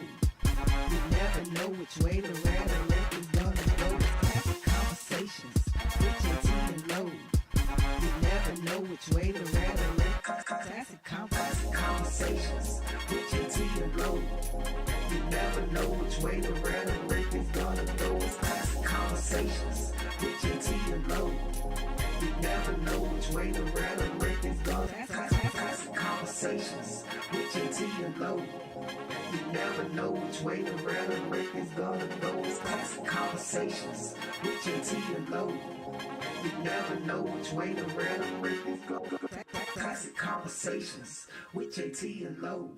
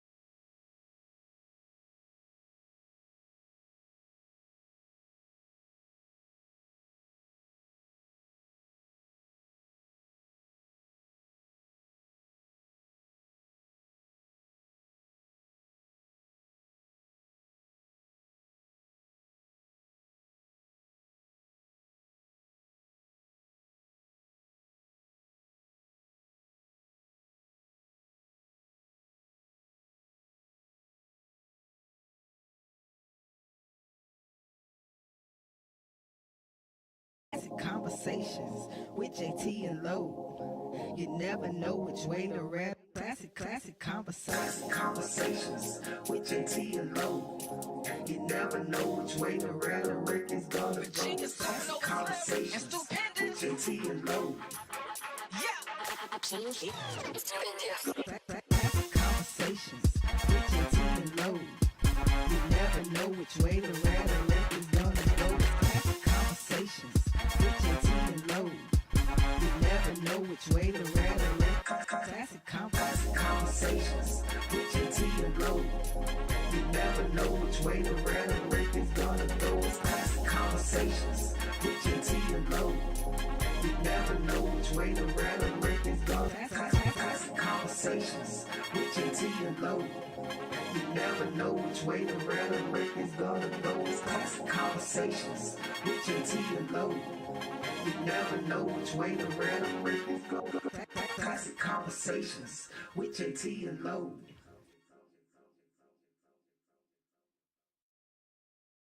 Classic Konversations with Jae Tea and Lo. You never know which way to rap. Classic Konversations with Jae Tea and Lo.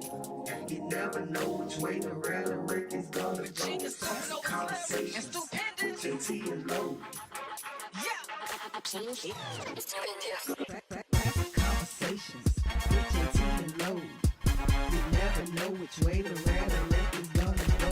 Classic Konversations with Jae Tea and Lo. You never know which way to rap. Classic Konversations with Jae Tea and Lo. You never know which way to rap. The record's gonna go. Classic Konversations with Jae Tea and Lo. You never know which way to rap. The record's gonna Classic Konversations with Jae Tea and Lo. You never know which way to rap. The record's gonna go. Classic Konversations with Jae Tea and Lo. You never know which way to rap. The record's gonna go. Classic Konversations with Jae Tea and Lo.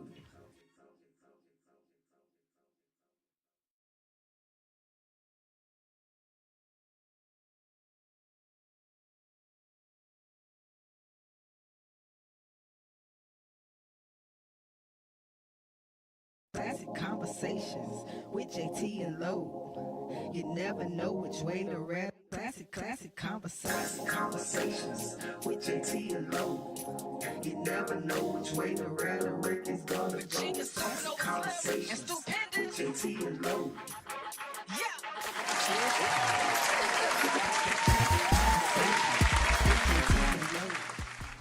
Hey, we back. And look who popped in. Pretty Ricky is what they call him. He just dropped off the OJ. What's up, gloves. Tease? How you doing, man? Hey, brother, all good, man. I have to apologize to the Classic Conversations audience. I told y'all it's going to be 3 weeks with no drinks on Tuesdays, but you got to understand something. I had a company party tonight. It was free drinks. There was just no way that I was going to go there and not drink anything. Not their alcohol. I He know be that right. drinking. So, yeah, I got down to 217 from 231. But I'm going to give y'all one next week. I'm not going to drink next week either. See what I'm saying? True to my word. But tonight, Hell with it. Cheers. drink. And Dwayne just turned the camera on in the corner up top. Got Sunshine hanging up there. What's up, Sunshine? So, Sunshine, you Up there, outside. up there whispering. hey, so listen, we're gonna jump into this final segment on this topic here, man. And strategies and solutions. I just like everybody just chime in on any strategy and or solution. Yeah, I was gonna definitely read his. Clue me in. What we So at? Unk said we on the youth killings, and we've had a lot of good dialogue on that. Unk said I will leave y'all with two solutions. One, establish a real Crime Stoppers fund. Actually pay people to report crime with real money. Details later. Number two, publicly identified and shame known drug dealers, a la Charleston White, huh? Label them for what they are, a menace to black society. Talk about their lack of respect for Black Lives Matter. Talk about their lack of common decency. Berate and despise them. They must be looked upon as the lowest element in our society, a drag on our race. This is what they are, a drag on our race. Who drug dealer? Check. Unc, I love you. I don't know if I like that. I love you, Unc. For real. Number one says, send all these bad seeds, undeveloped islands. They want to be animals. Stop wasting our tax dollars on prisons. All right. Mont, what you think, brother? Any strategy, solution? What you think can help this? At what point do we start talking and start giving them something to see? At what point do we stop leaving comments about the solution and starting to be the solution? We sit around and wait for somebody else to do something all the time, other than being the one to do it. A couple shows ago, there was a young lady sitting here, and she spoke about the men in the community, and I told her, why don't she have her boys to start it? Right. So a lot of times, they don't have nobody to look to, and the ones that they are looking to, we looking for those guys to come back down and help us with everything else, meaning the celebrities. That's what they looking at. And while they looking at them, you have the parents looking at them also like, dang, he done got money. They don't give my kids this. They don't do that for my kids. Well, who having their own after school program at their home where it's just they friend and maybe three of their friends' kids where they having tutorial or they playing board games because this they after school program and they not charging their friends anything, but they just giving them somewhere to go after school because they mom either work late or don't care where they be at. So until we stop talking and start doing, no matter if it's your child or not, if you're a man and you want your child to be a man, sitting there having a conversation with him ain't gonna get it done. Showing him what soft is gonna get him done. Showing him what hard is gonna get it done. That's fact.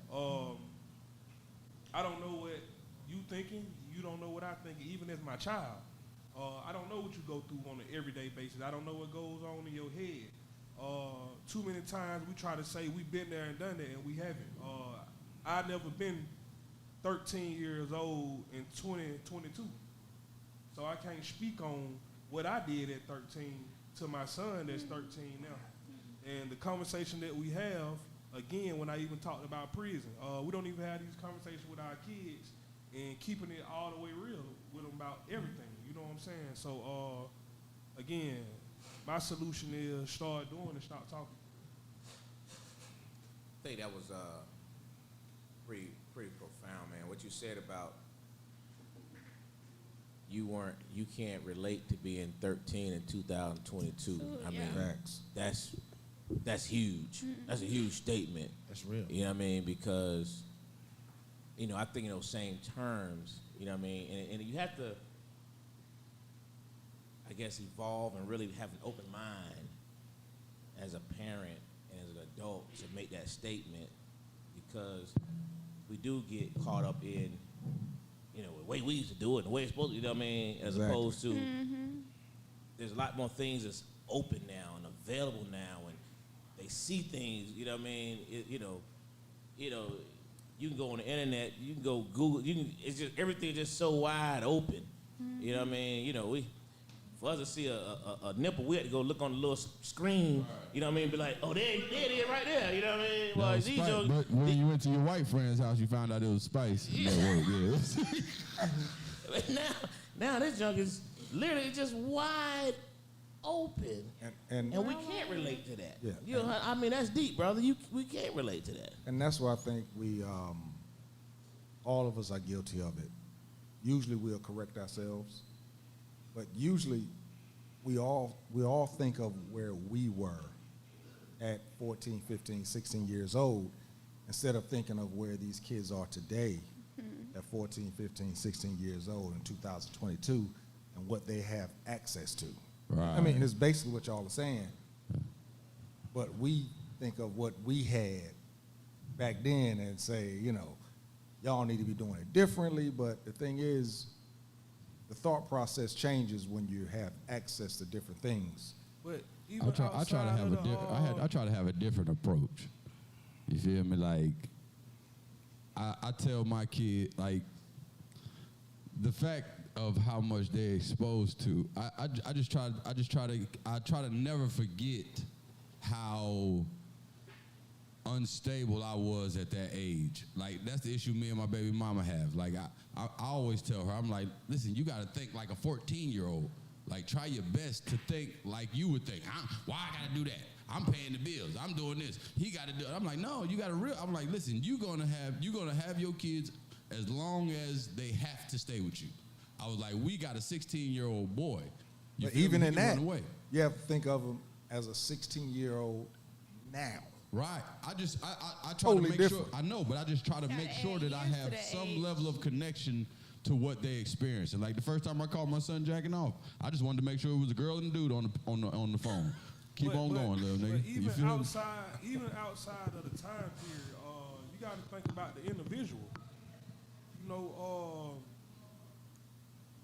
Every just because you was 13 at one point and you thought the way you thought or moved the way you moved, and that's your child, don't mean that they gonna have those same aspirations or nothing just because they're your child. So what we tend to do is we look at our child, kids or whatever, and it's like, well, when I was this age, I did this or I did that, not thinking, shit, what's going on in his head?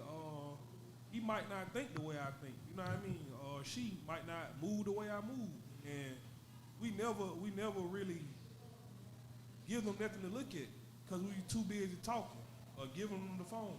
And we did a lot of stuff we did because we ain't had shit else to do. We went outside climbing trees, playing in creeks and shit like that because we ain't had shit else to do. Now they got every video game, 40,000 channels. But why they a got phone. it though? But we giving it to them. But that's why I think it's two conversations. It's a conversation That's real. off the rip, and it's a conversation off the rip when you find out they did something that you don't agree with, come at them real hard. Because you're thinking about where you were and the consequences of what you did back in them days. But then hours, maybe a day later, recognizes this is a different time, then you have to come back with a different conversation. And I think that's where some of us as parents are lacking is that we don't come back with the second conversation, because if we come back with the second conversation, it will help the child to almost agree with you on some point. But when you come at them, like you said, man, when I was 13, that's not what I was thinking about, blah, blah, blah, blah, blah. But if you leave them with that, they're going to resent what you said because you're not where they are in regards to what's happening in the world today. So I think like this, right? I agree to some extent with y'all saying, yo, and that 13 today different from 13 back when I was 13, right? But in 2022, I'm a 44, 45-year-old man, right? There's certain things I'm not going to relate to because you're 14, 15, or 16. What I am going to tell you is this. What happened? Let me hear what's going on. This is a situation. This is how this is going to work because there's certain rules to life. You got to respect people, right? There's a moral compass you got to live by. So now if you move in a certain way, understand that this is going to be the consequence behind that. Not that I did that or whatever, but we got to know what we talking about. What did you do? What's the reason why you did that? This is the reason why you in trouble right now. Not because, I'm not going to sit there and be like, well, you 14 in 2022. Yeah, you 14 in 2022, but I'm 45 in 2022. So we're going to have a conversation, right? And I'm going to let you know why you in trouble. And you're going to tell me why you did it. And if it don't make sense, then it don't make sense. But if what you said makes sense, but you're still in trouble, because you did that, you got to deal with the consequence now. Because in life, there's always going to be consequences if we in 2033 and whatever. So I'm not going to be able to sit here and just be like, have a certain understanding because you are 14, I gotta back off. But relate the answer to the question. Take it out of your son. Relate to the strategies and solutions of this gun violence amongst the times. You ain't got to come to me. I'm with Right? So I got an answer for that, right? Go ahead. So now we talking about the gun violence times, forget my family, forget everything else, right? I think the problem is too many of us living in the third childhood as adults, and we not being adults, okay? We trying to run with the kids. We trying to compete with no, be an adult. If you have more parents, more grown men, more grown women walking around, you would have less of these problems because they would have a standard of something to look up to. But if you're doing the same thing they doing, how are they gonna look up to you? Right? So if you're telling your kid not to run around with guns and not to be wilding out, but yet still as soon as something happens, you running in the gym and you go get your joint. That's what he's seeing. So we gotta understand, they're a reflection of us. So we gotta be adults and stop being kids. Because that's the problem. We trying to compete and trying to understand and be like, oh, well, it's this. We giving these motherfuckers too much excuses. Okay, That was going to you next. let me ask you that, because I like what you said. We hold ourselves accountable in regards to what we're doing and letting them see an example. But there's times that you're not around. Right. They're at the gym, they're at the park, they're practicing football, they're at school, and they see Rah-Rah, his same age, go grab a gun and do what he's doing. Okay.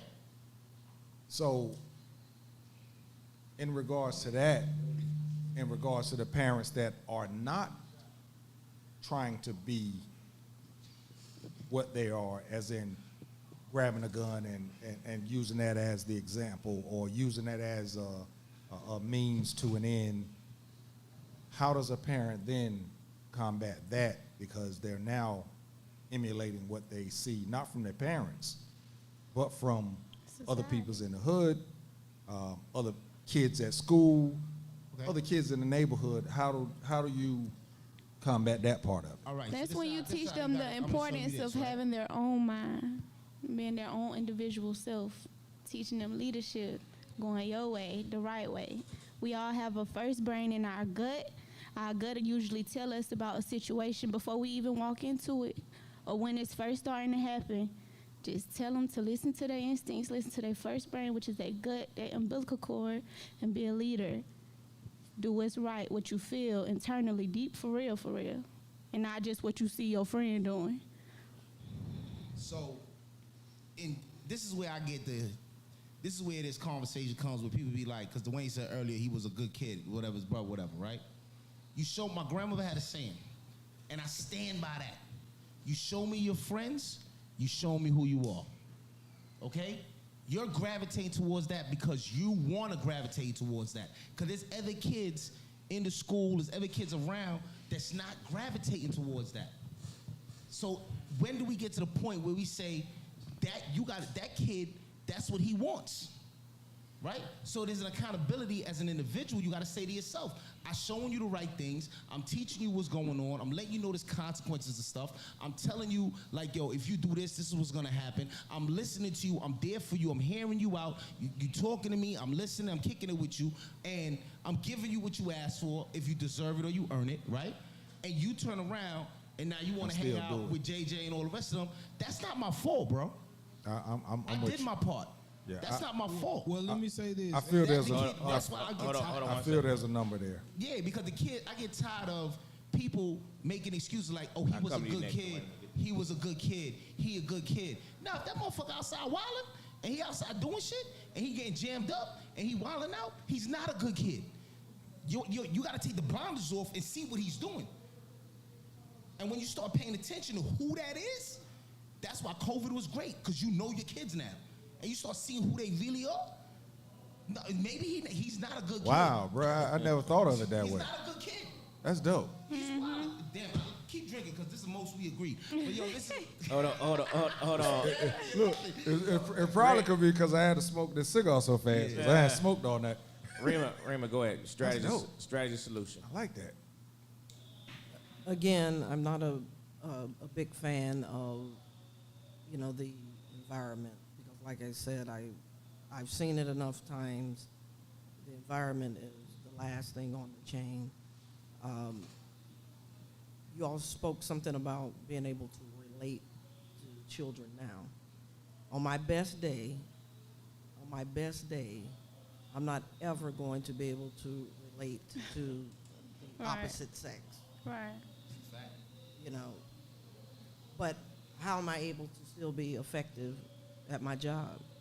How am I able still to get these young men turned around in this day and age? Because it's not about relating to them.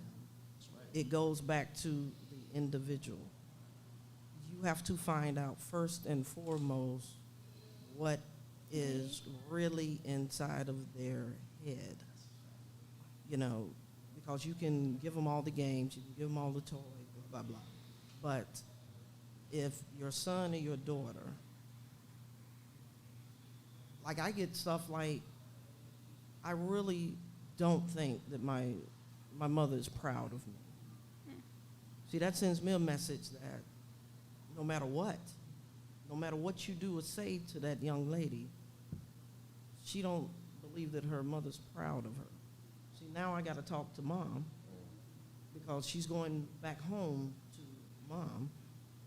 And I said, well, what do you need for mom to believe that she is proud of you? And then they'll tell you, well, she don't do this. If she would do this, if she wouldn't do that, So now I get mom involved. And she says, oh, well, she's just bullshitting. She know I'm proud of. Well, no. She said, she don't believe that you are. So if you want to continue to go down this road that she's bullshitting, blah, blah, blah, blah, blah, she's not going to listen to you. But she's going to listen to this dude over here that makes her feel proud, right? And that's what happens.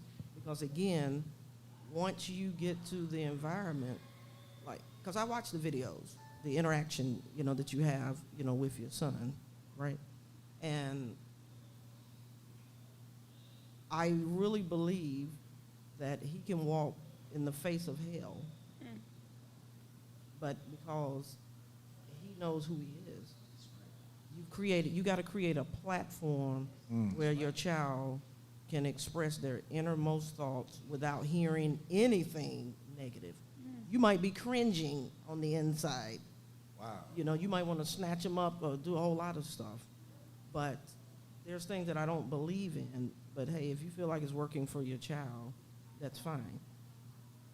But when they get to me, see, now I'm not listening to you because your child is here. Your child has tried to kill themselves at age 12. They don't want to live at age 12. And they're telling me what the deal is, and I'm trying to give you this information because of how you feel, how that information makes you feel about yourself. Now the child is bullshitting. You know, so what is the solution? It's the simplest, hardest thing. Stop talking. Stop talking. And before you even start doing, just listen. Like I was fortunate because we had open and closed conversations. You know, my mother said, look, if I give you a directive, this is not a conversation. Clean up your room. That's a directive. If I ask you how you feel about cleaning up your room, then we can talk, right? And you have to kind of have that approach and ask your child, if they say, hey, I want to talk to you, ask them, you want me to just listen or do you want my advice? And they'll tell you, you know, I really want you to just listen. I just want you to just, you know, listen. And the more you do that, the more you'll get to discover, damn, you know, I didn't know that. Because contrary to popular belief, little boys need to be hugged too. Hey, you know what you said, and it's 100%. real. I had to learn that, right? Because I had to learn that. Look, at the end of the day, when they go, I had to learn to listen to them. And I say whatever, but that's a whole. Like my son, he down. That lost. Like the other day, he was stressed out over his basketball game. He didn't in the car about to cry. But I said, man, you gotta believe in yourself. You know you're great. You know what I mean? Well, but did he tell you that he was crying because he didn't believe in himself? Yes, he told me that you feel like he ain't good enough. You feel like you gotta get better. And I said, I got you. I'm gonna get you some training. Daddy, you gonna bring me to get training?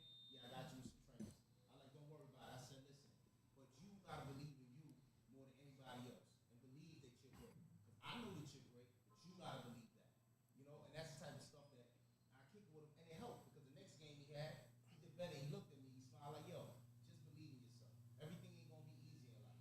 You understand? But as long as you believe in you, and you know that you're great, and you know I got your back, you're gonna be all right.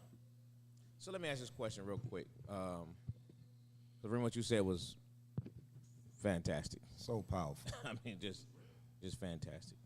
But my question is related to what you said and what Maya said earlier in terms of the doing part and, you know, what are we gonna do?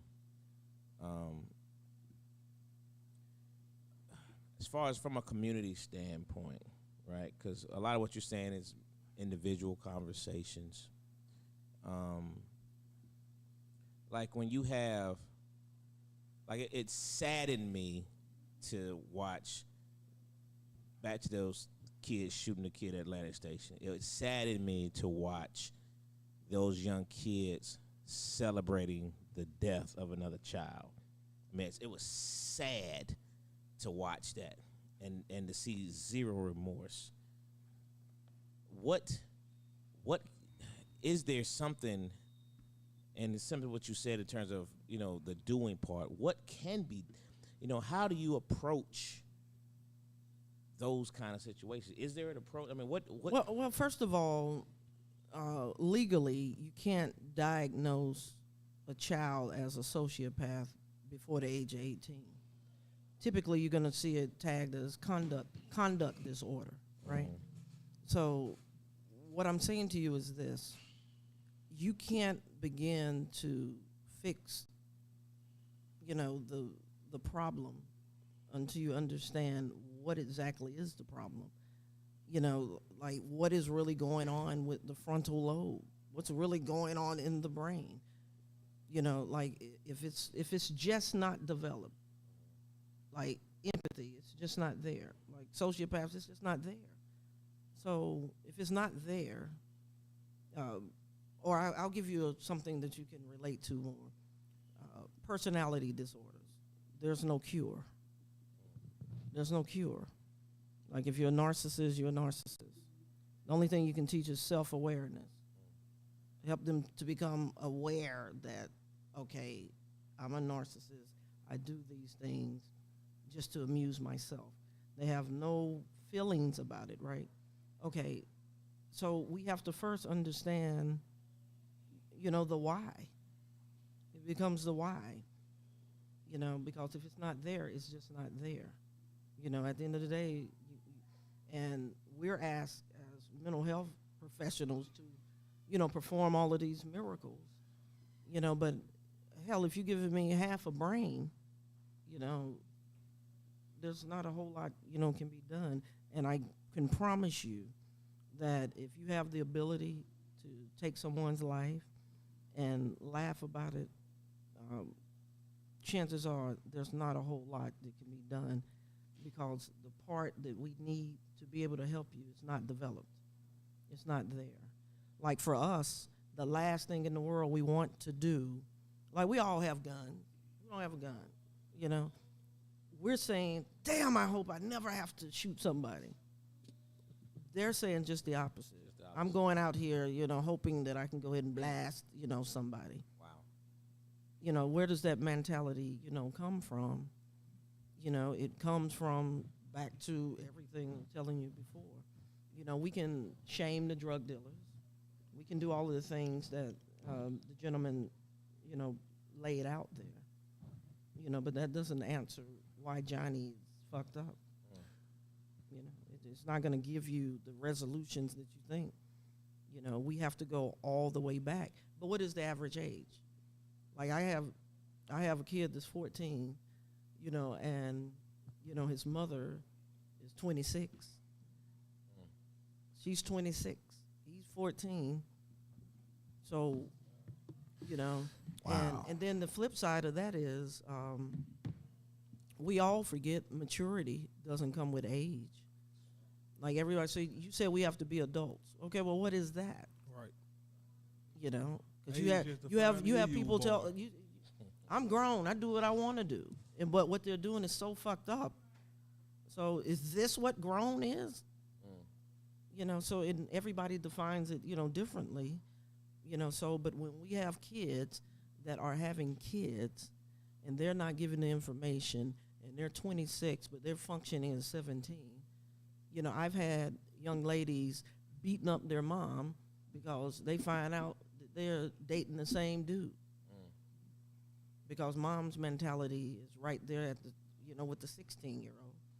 So now you got the home violence, jumping off going on. So the solution still you gotta fix that person.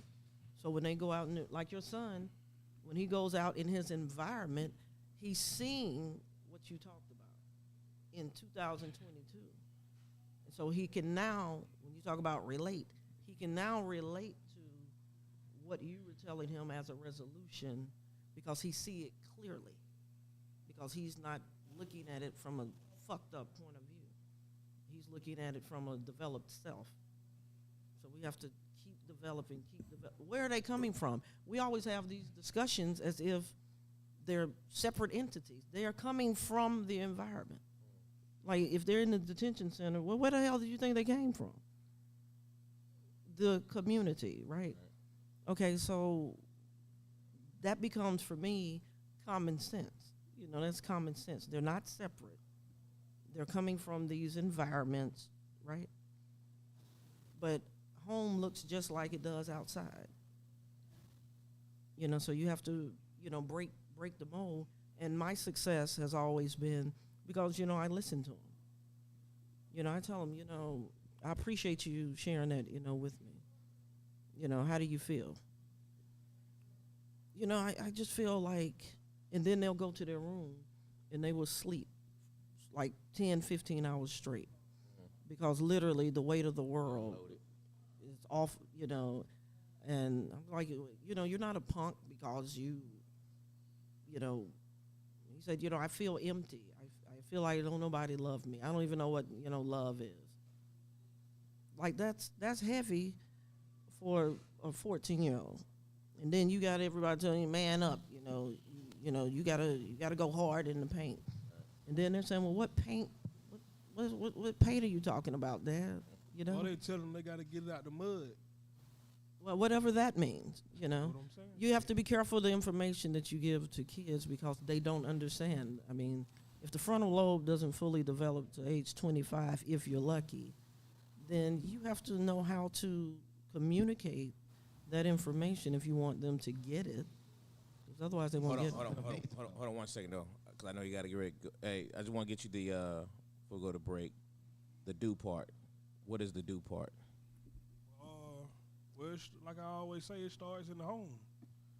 We trying to change everybody, and you'll never be able to change everybody. Mm-hmm. So you got to start in your home, and then branch off. So if you have kids, it's just me personally. Like as far as my son would go, if I start in the home with my son, and I take 2, 3 of his friends maybe, and then we just have our little circle. Mm-hmm. Hopefully, as they get older, they can branch off like that. I think we all try to snap it like that. And Facts. think that because we'll say this or do that everybody's going to get it. And it ain't going to be that way at all. It's just not. You don't know what people going through. You don't know what people like. Like she said, some people just want to be loved, hugged. When she spoke on age, like I always tell a person, age only it only defines the year you was born, not who you is as a person. So basically, that's, like I say, with me, that's where everything starts with me in the home. I try to take care of home, and I allow everything on the outside to be everything on the outside. Copy that. Before we go to break, we're going to come back, Rima, because I've been wanting to ask you this in regards to I don't know if y'all touched on it, the kid that shot his mom. Start off with that. Okay, there were words about his actions years before this happened. So in regards to your expertise and what you've been dealing with, how do we get across to parents when it's time to maybe get your child tested for things of the abnormalities, that we're finding in older adults, which now is showing up in younger adults? If you have anything on that, we're gonna get. I want to ask you about that. Let's go ahead and let her answer that now because we want to come at to another segment. Yeah, so go ahead and answer that one now. I got you, Phoenix. The biggest problem that I've seen why kids aren't getting the help that they need early enough is 2 reasons and 2 reasons only that I have seen. Number one, socially, there's this code of, he's just being a boy. Boys they like that. Okay, so it gets kind of dismissed. And then the other thing is parents don't ever want to, it's hard to swallow that I'm child. not, there's something wrong with my child and I missed it. So they're going to dismiss it, because there's always the threat of defects getting involved, and trying to maintain some level of privacy. And so it just moves to 10 years old, and then he shoots somebody in her. That's seriously an issue because the defects thing even hit where I wasn't even thinking of, to where a parent could not want to bring forth some issues that they may have seen with their child because it may reflect on them as a parent. It might be another show, but with this kid that had that shot his mom and everything, I read about relatives saying how he was growing up and how nobody never really acknowledged that and actually asked for help in regards to this child before it got to the point where he actually shot his mom, type of deal. But what do kids love and crave? Attention. So, I mean, I can get your attention. You know, we're fortunate if it's through these normal channels, if they say normal grades, you know, helping an old lady across the street, you know. We're fortunate if you get that. But, oh, you don't want to pay attention to me? You know, I just killed 3 people. Oh my God, it's interesting that We'll go to break. we're gonna go to break. We'll be right back. Oh, that's cool.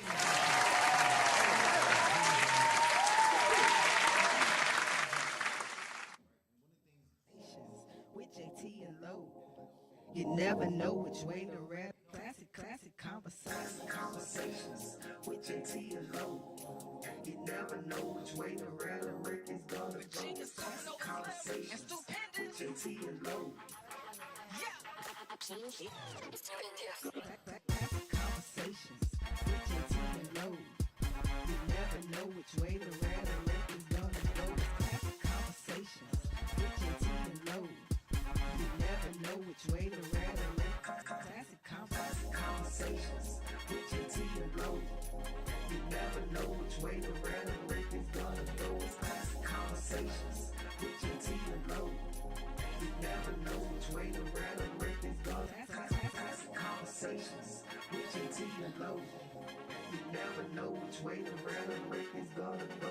Classic conversations with Jae Tea and Lo. You never know which way to rap. The Rick is gonna go. Classic conversations with Jae Tea and Lo.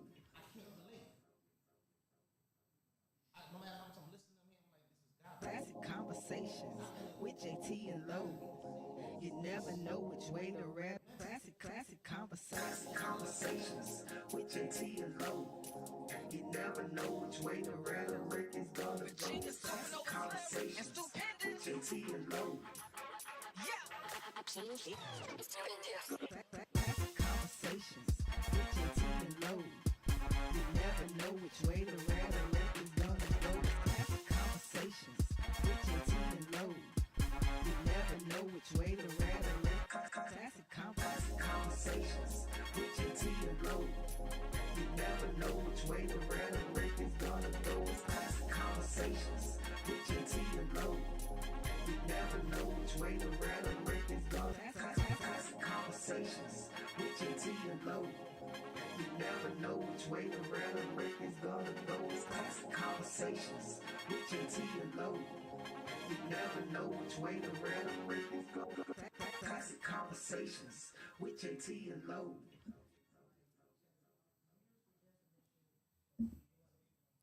Classic conversations with Jae Tea and Lo. Is our mics live? Dwayne, Classic is our mics live? Because we live on the thing. with Jae Tea and Lo. You never know which way to rap. The Rick is gonna go. Classic conversations with Jae Tea and Lo. And it's, but you know what's crazy? Classic conversations with Jae Tea and Lo. You never know which way to rap. The Rick is gonna go. Classic conversations with Jae Tea and Lo. And her brother, You never know which way to rap. The Rick. Classic conversations with Jae Tea and Lo. You never know which way to rap. The Rick is gonna go. Classic conversations with Jae Tea and Lo. You never know which way to rap. The Rick is gonna classic conversations with Jae Tea and Lo. You never know which way to rap. The Rick is gonna go. Classic conversations with Jae Tea and Lo. You never know which way to rap. The Rick is gonna go. Classic conversations with Jae Tea and Lo. the reality of punishment. Classic conversations with Jae Tea and Lo. You never know which way to rap. Classic conversations with Jae Tea and Lo. You never know which way to rap. The Rick is gonna go. Classic conversations with Jae Tea and Lo. Classic conversations with Jae Tea and Lo. You never know which way to rap. The Rick is gonna go. Classic conversations with Jae Tea and Lo. You never know which way to rap. The Rick. And that could relate to you as an adult. Young adult. Read it, bro.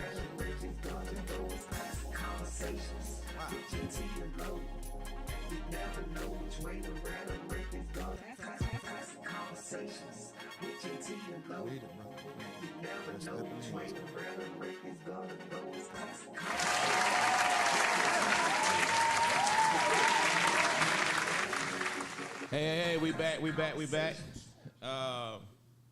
This was a hot conversation, man, and during the break, it never stopped. Raymond was still spitting jewels, even during the break. We have got to start recording the But in-between stuff. In between stuff. 'Cause, Could she say that again though? it's about deep. adult? Sure. Please, 'cause I think the world needs to hear this. And I like it when it directly correlates with what I be thinking and saying sometimes. Please, say so eloquently like you said it before, professional.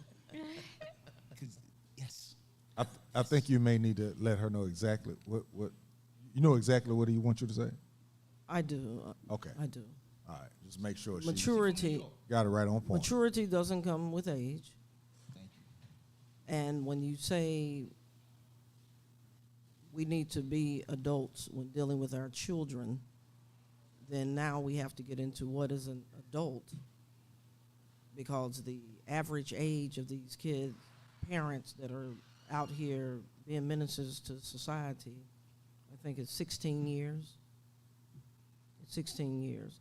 Being an adult, I think someone said it's a mentality, whereas I would, and understand about opinions. Like, people can have their opinions. I don't banter back and forth about people's opinion about something. I have the facts in terms of what I live every day, and I just walk away saying they just don't know. But I think, she said it's a mentality. Yes, it is, but it's incorrect. Being an adult is an action. It requires movement, constructive movement. It's not enough to just say, I'm grown, I can do what I want to do. And I say, well, you're 25 and you're still living at home. You're still a dependent. And I used to have to always caution the kids at the detention center, like, I'm not doing this. Shit, I'm a man, I'm grown. And I said, no, our grown people, our adults, are down the street at the county jail. This is where children come. And when you're in here, you're going to be treated like the child that you are. It's real. And, of course, that strikes a nerve, and you got this going back and forth. And, again, I tell them the same thing. I understand that you feel that way, and I know in 10 minutes you're not going to feel that way, and you're going to come to my office, and then we're going to talk. And then you have the others that have already dealt with me. They're like, dog, just go ahead and talk to it, man. You're going to feel better. I'm telling you, you're going to feel better. And so we have this breakthrough. And I'm like, what is the problem? Usually I end up doing a special incident report. Because to your point, and to what you want to discuss, see, because if they tell me that they're 16, but they were molested when they were 5, that's a special incident report that has to be, now the potential of the defects and everyone getting involved, and then that's why they're so angry. But if you ask them, what you so mad about? They're going to tell you, I don't know. And so I have to be strategic in how, I'm able to get that information, out of them. The anger comes because as they get older, they're 16, coming into manhood, they stink now because, they got, hair all over the place. And I let that happen to me. And so they overexert this bravado because they don't want anybody to know that their uncle or somebody made them perform oral sex on them. But they're angry, and they have to, get it out. And that's why you see celebrities, all of these people come out. And JT, we talked about this before, like just get, the therapy. Just get the therapy. It's only going to strengthen the individual. So when you go out in your environment, if somebody says, you know, "Man, you're a punk," you won't feel it the same way because you're dealing with Right. that molestation or whatever. And that's just what has to happen before you get to, now it can be a combo kit. You know, we can be shaming folks and doing all of this, but it still is not going to work if you don't find out what's going on with this behavior. And attention, kids just want attention. Good, bad, negative, positive, or indifferent. As long as you're showing them some attention, you know, they're all for it. Because the little brain don't require much. It doesn't require much. So with that being said, and we're gonna move on, but a lot of those activities and actions of the kids that happen at an early age are reflected a lot of times in the school system. You know, those kids who are constantly in trouble, constantly skipping class, constantly this, constantly that. There's not a REMA or enough of those in the school system. Is that where it could have been caught at, to have those kind of conversations? Because, I mean, they have school counselors, but I don't know if they get that deep into their heads or identify them because the school systems is, you know, they pass kids along. They, you know, it's Social it's promotions. a numbers game for them, and not necessarily finding out what's wrong with that kid. Because if you could find out that, you know, maybe it could have a breakthrough with them at some as early as elementary, middle school. Well, it's so terrible because, again, who are these school teachers? You know, they're in high school, some of them, and they're 32, and their mother is 12 years older than them. You can tell how, like, some of the teachers, how they dress. Have you paid attention to that? And you talk about a rise in the violence with these guns and kids. There's also a rise with school teachers having sexual inappropriate relationships with the damn kids at the school. It ain't happened when I was in school. Damn. You know, it's like, well, Because all your teachers was 50. Yeah. When you was 18, you was 17. my English teacher taught my mother.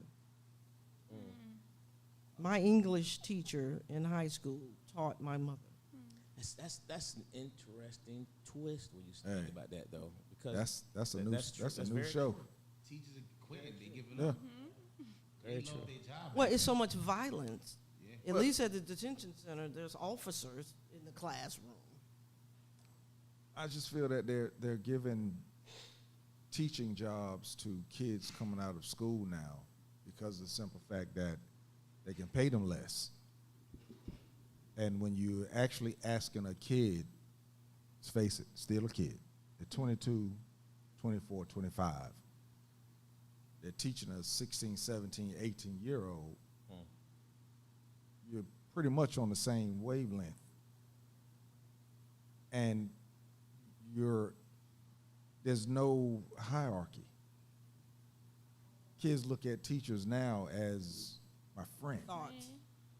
You know, these are my folks, or that's a chick I'm trying to get with. Like you said, you know, this chick I'm trying to get with, or as a young lady, that teacher is handsome.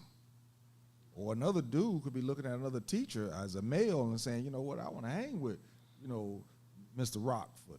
You know, I want to hang out with him at the sports bar, that type of deal, because there's more high school teachers that are younger than it was back in our day. Well, if you think about it, right, what she just said, right? Her mom was taught by her teacher. So her teacher, when she was teaching her mom, had to be young, No, right? Because if no, no, she had to be. no, Because No, Miss. no, because Ms. my Holt- teacher Ms. was Holt- 20-something years older than me when I was in high school, Right. but she also was the teacher to not my son, because we didn't grow up at the same high school, but She was also still a teacher 20-something years later. It's just that teachers stay there longer. Right, but Because they don't do it no more. Unless you start young though. Unless you have ones like, you got the teacher, I don't know what county it was in recently, where the kid beat up the teacher because the teacher told the parent, the father, about the bad grades he was getting. So the kid come to school the next day and beat the teacher up. Right, so that's You know what I mean? that's. So this is the way I'm But going. I would imagine that kid had to have some.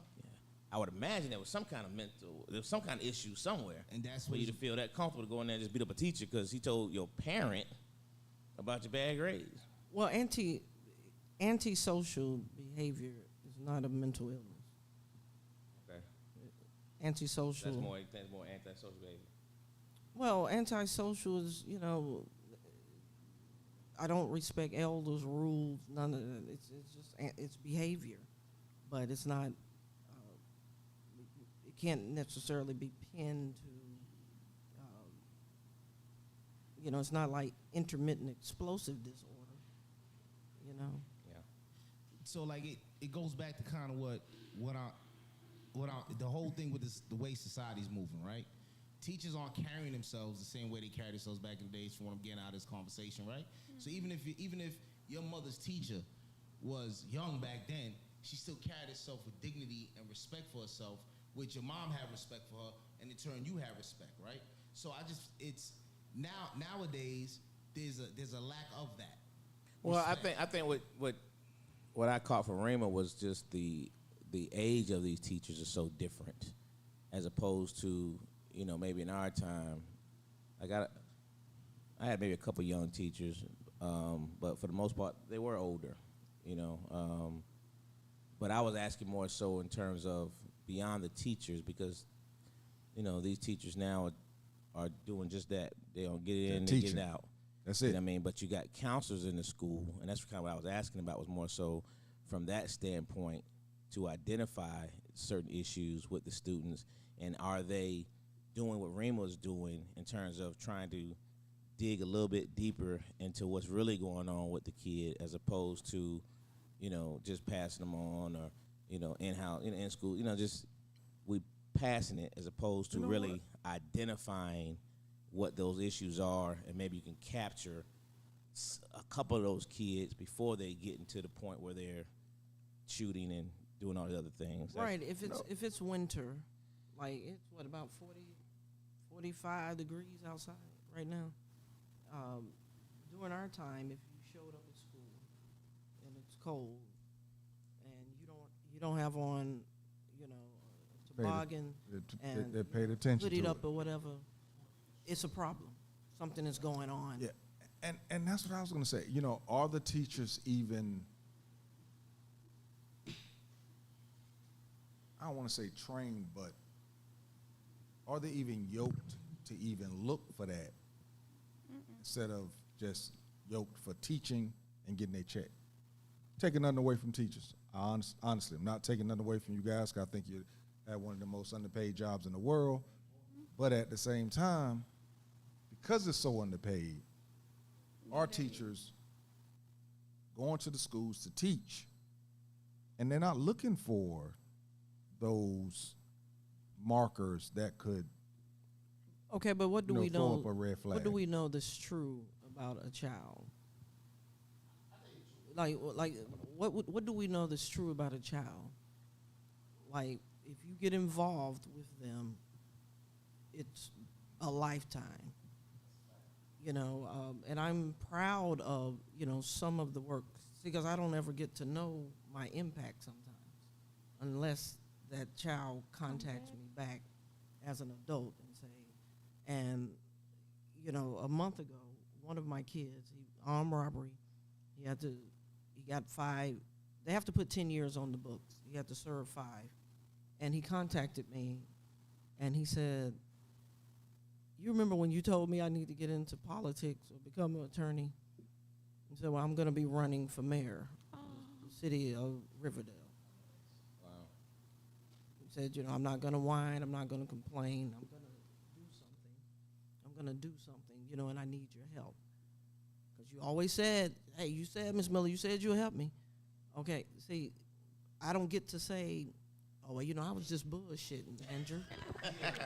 you know, now I'm all twisted up in all of this, stuff because that's what happens.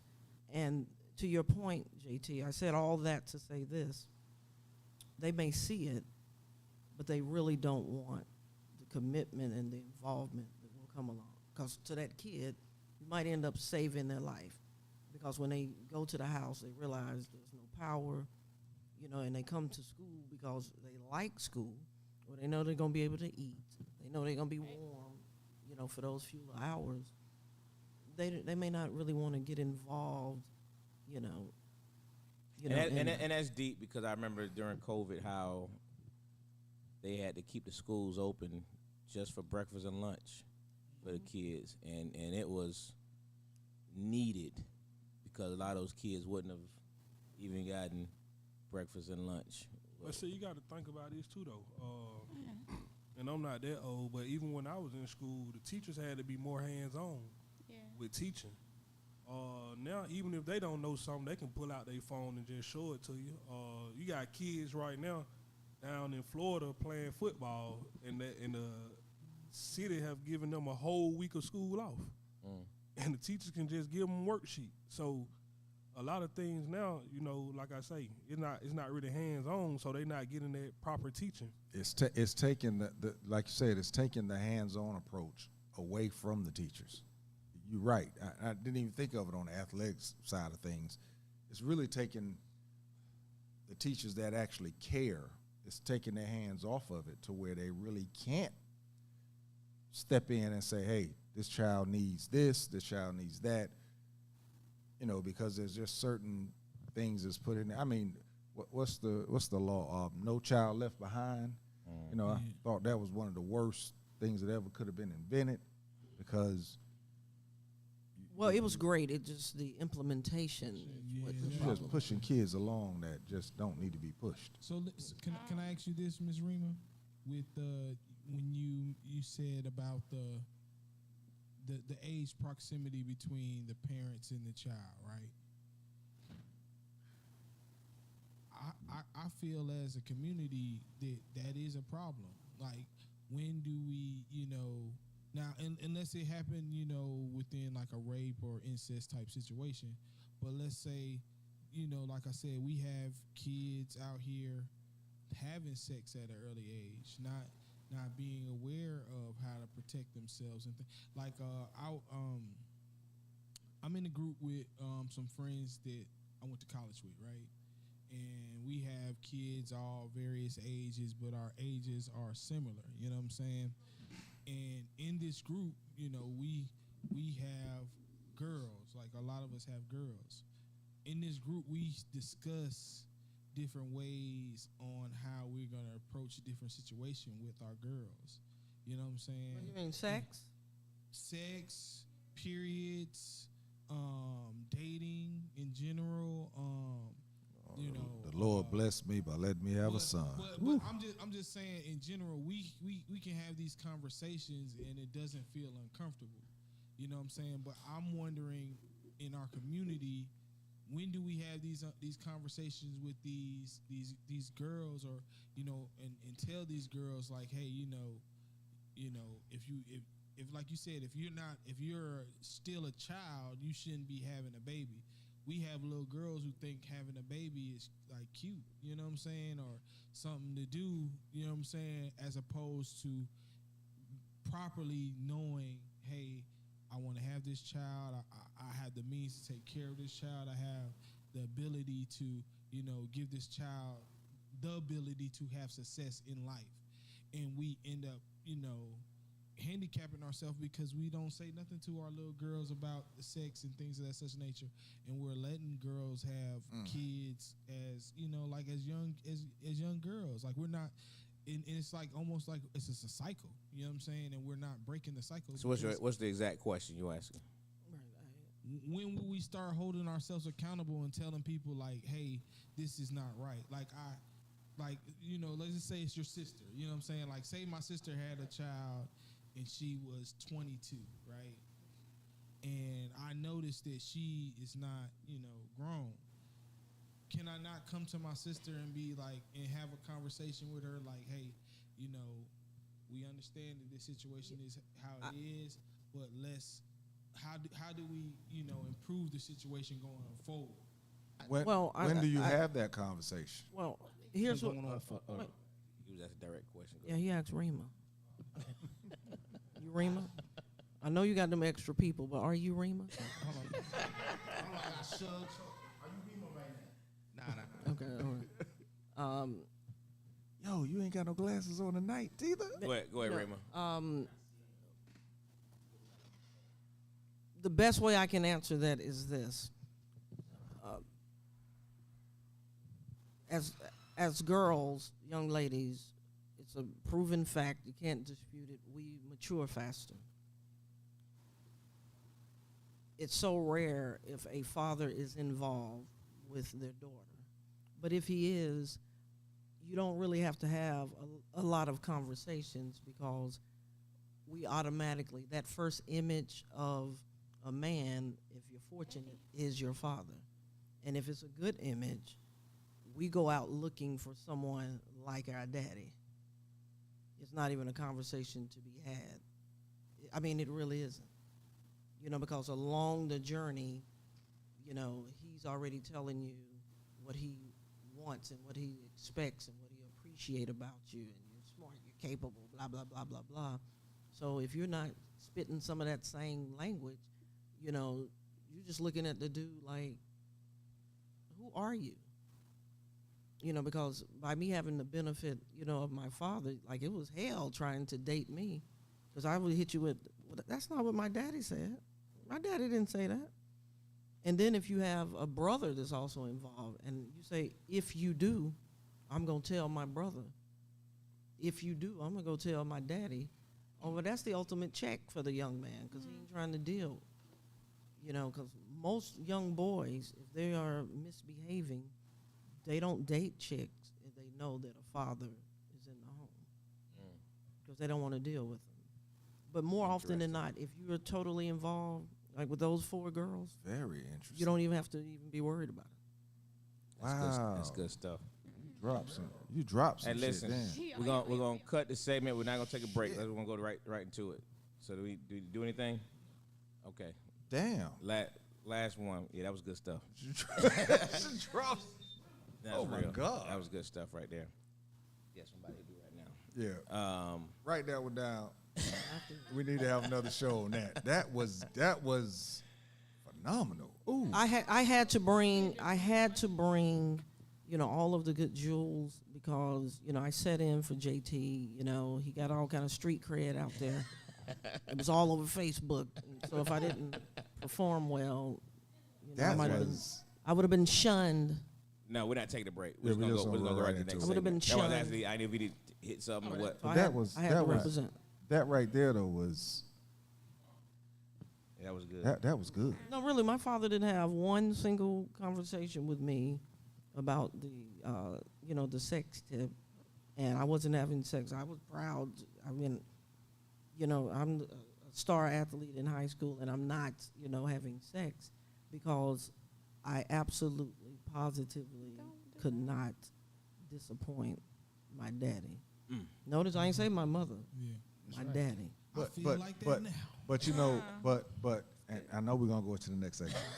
But the whole thing about young men or boys not wanting to deal with a female that had a father in the house when they didn't have a father in the house. That's real. Because they're telling you they know the value. Write it down. They're telling gotta you, have that shit. I know the value of that man being in there. And that's real. And you know what's so there's another side to that too. With some of the guys that didn't have a dad in the house, if she say, "Yeah, I'm gonna call my brother, or I'm gonna call my father," he gonna be like, "Go get him," because he doesn't understand that situation. So there's another flip side to that too. Oh no! They're saying You would hope the girl would run at that point. Yeah, this dad's getting in fights with these young boys Can I that's say something in that same threatening. Real quick. We got- I think some men go after women in certain situations because they don't have a father or didn't have a father in their life. I mean, God then rest I his feel like- soul, Bishop yeah. Bishop Longeddy. Yeah, and then I think that we also tend to marry women who Boy, have didn't have a father. or who have had fathers in their lives. I think that those usually, like I said, my married friends, I'm pretty sure 90% of them, their parents are still married. You know what I'm saying? Especially Like, if the girl not only didn't have a father, but and the mother worked and was hardly in the house. You know what I mean? Things of that nature. You know, you find that out, naturally they're gonna prey on that. But they're just talking because when a father comes out in the streets about his daughter, like he's really ready to die. Die for his daughter, I'm sure. He's ready to die. They don't know anything about that energy, and I've seen it play out differently than you. I've seen it where, like, no, Mr. Smith, it wasn't even like that. It wasn't even like that. I was just tripping, Mr. Smith, because Mr. Smith, hey, I'm ready to die for mine. Right. You know. That's real. Oh my God, That's real. that's a hell of Hey, a listen, show. They just be right talking. last segment, Brittany Griner. My bro home. It's been celebrated that the exchange was made for Brittany for the arms dealer. It's my I just want to get just everybody's viewpoint on the exchange. What's your thoughts? Was it a good exchange? Are you just happy that she's back? What's the thought on that? He said, Is that hold ladies up. first? I want. Say ladies first. Okay. I almost want him to go first because he said my bro is home. What he said. Yeah, that's my. Oh Lord, go ahead, Rima. We'll go to you first. Yeah, okay. You know. I got you. Number one. I'm gonna read your comment in a minute. And I want to apologize because I also meant to tell you all that everything that we're seeing with the violence started all the way back with Reaganomics and taking all the programs, the Cedar jobs, particularly out of the black community. It's all by design. It's all by design. So how can we really fix something when we own nothing? But that's a whole nother thing. Right. That was my Jim Brown conversation. The Reaganomics era. Reaganomics. Yeah. Reaganomics, kill the black Put community. that down as a topic. Kill the black community. Yeah. Brittany Griner, this is what I'm going to say. I've seen a whole lot of just ridiculous stuff on Facebook about, we traded blah, blah, blah. The United States, God knows it has its terrible issues, but the one issue that they don't have, they always bring their Americans home. If they get killed in battle, if it's just a leg, they bringing that leg home. And this was not a Marine. This was a dishonorably discharged guy with 9 different passports. He has no allegiance, to anyone. I'm wheeling now. Yeah, okay. it's like,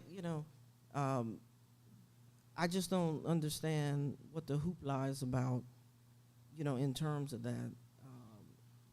She's home where she should be. But it's a lesson to, no matter how messed up our country is, we're not giving folks 9 years for EpiPens. You know what I'm saying? Like, we're not doing that. These other countries, don't have, just like as far as being a lesbian, they have no laws to protect any homosexual in Russia. Like, you literally can just act out however you want to, and you have nobody you can call. You can't do that here, right? I'm glad that she's home. I'm glad that she's, safe. And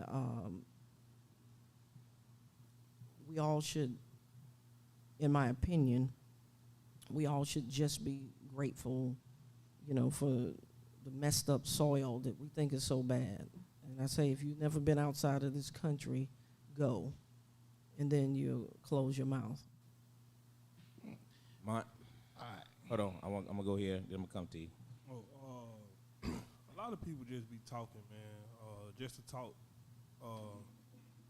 they did their homework before. They didn't just say, "Hey, we want her, y'all get him, and that's it." It ain't go like that. They definitely not worried about that guy. They done had locked up for all these years. They done picked his brain so much, all kind of stuff. They ain't worrying about him. Then you got to realize America, they go off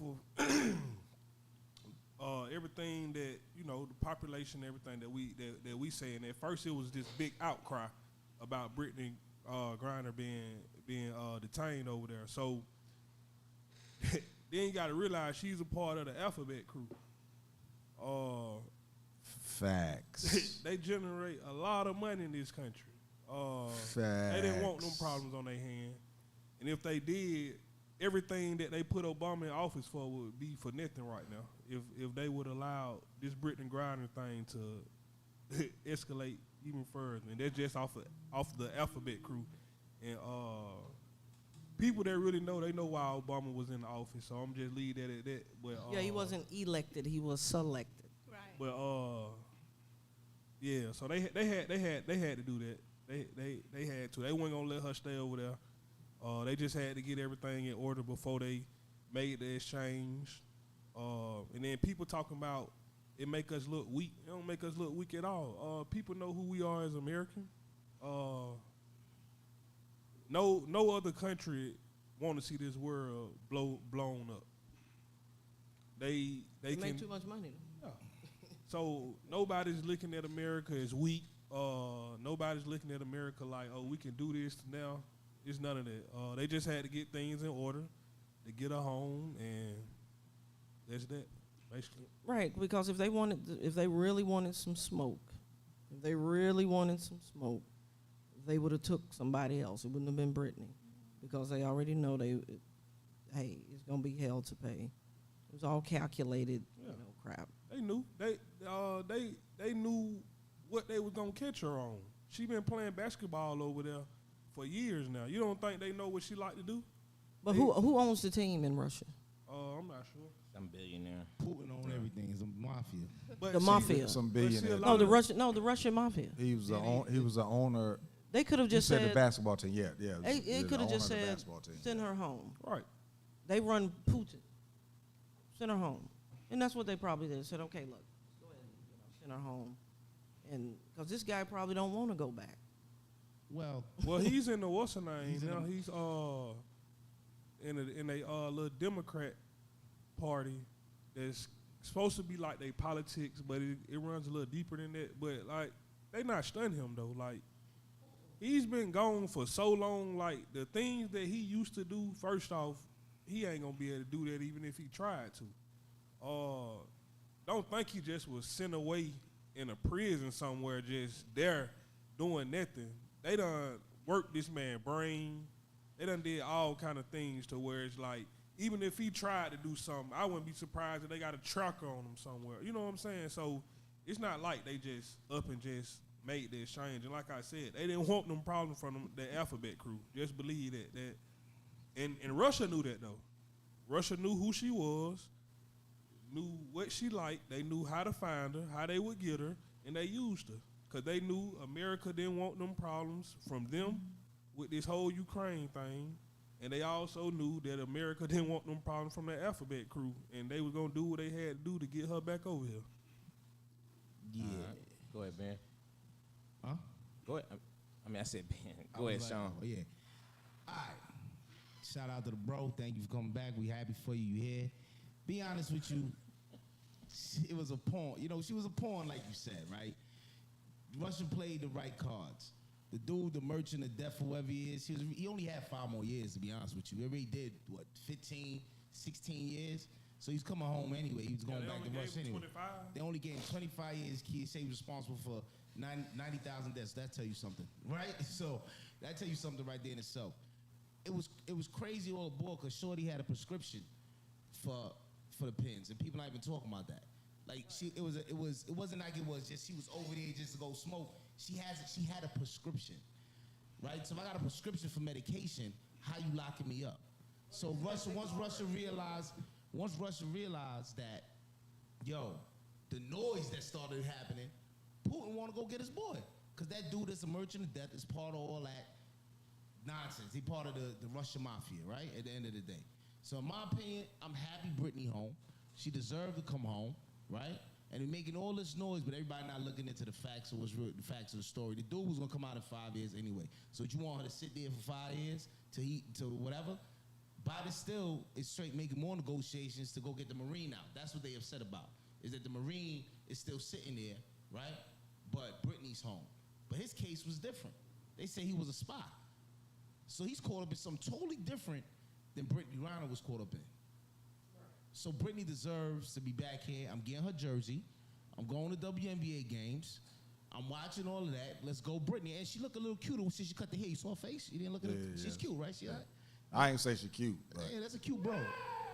she's a tall, she's a tall, muscular-looking chick She with might be pregnant, short though. hair Yeah. now. With her shirt off now. With her shirt off? Yeah.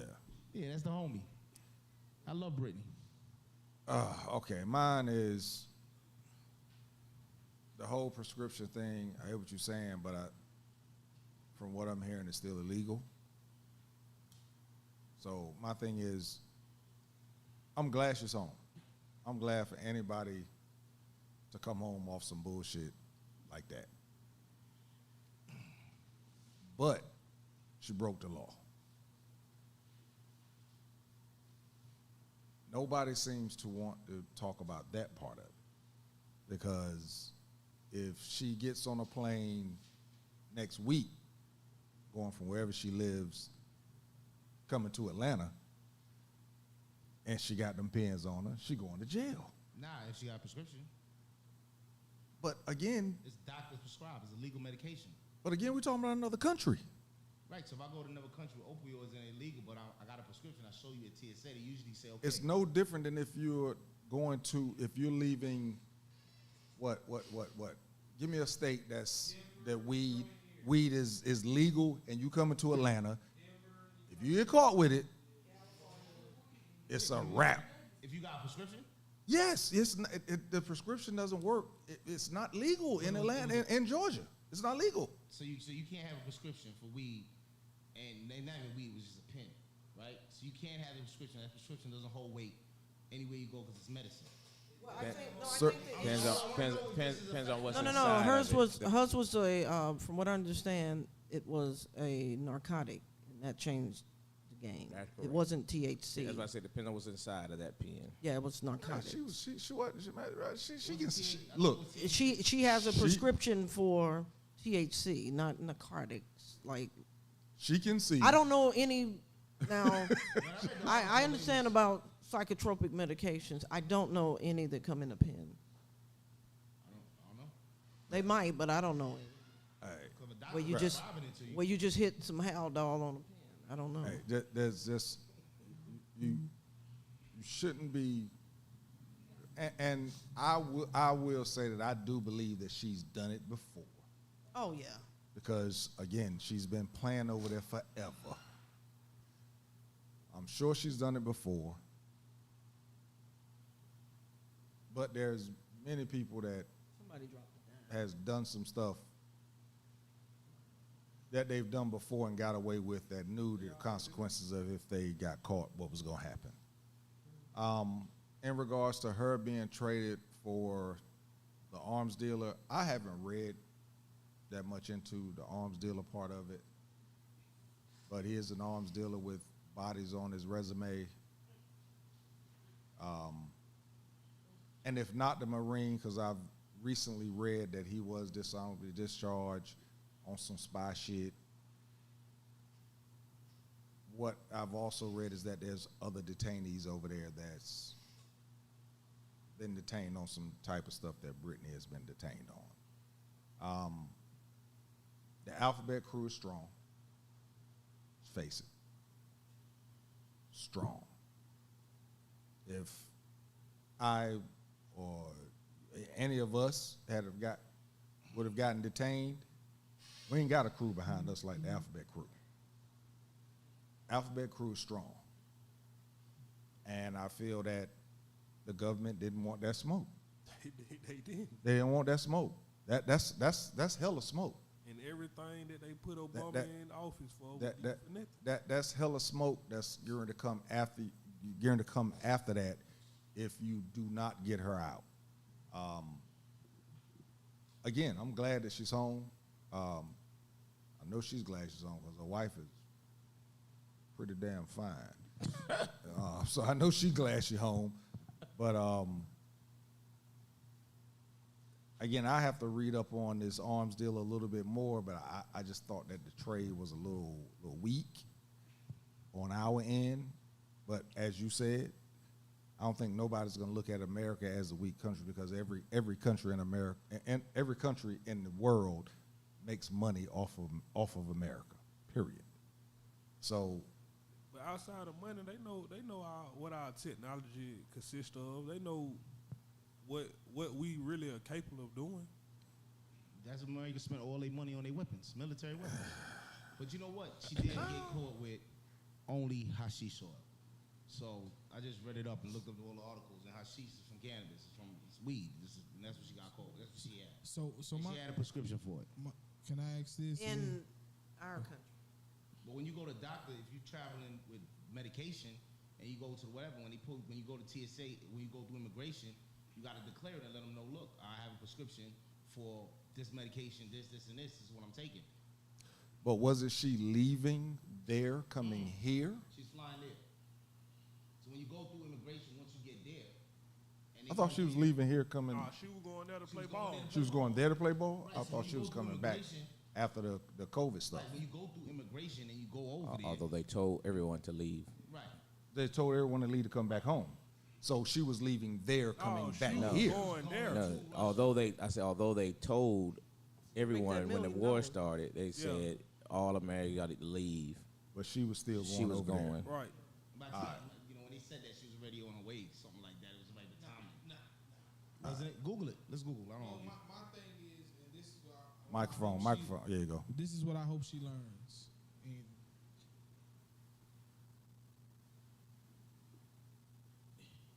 Celebrity. your entitlement is only going to work so many times.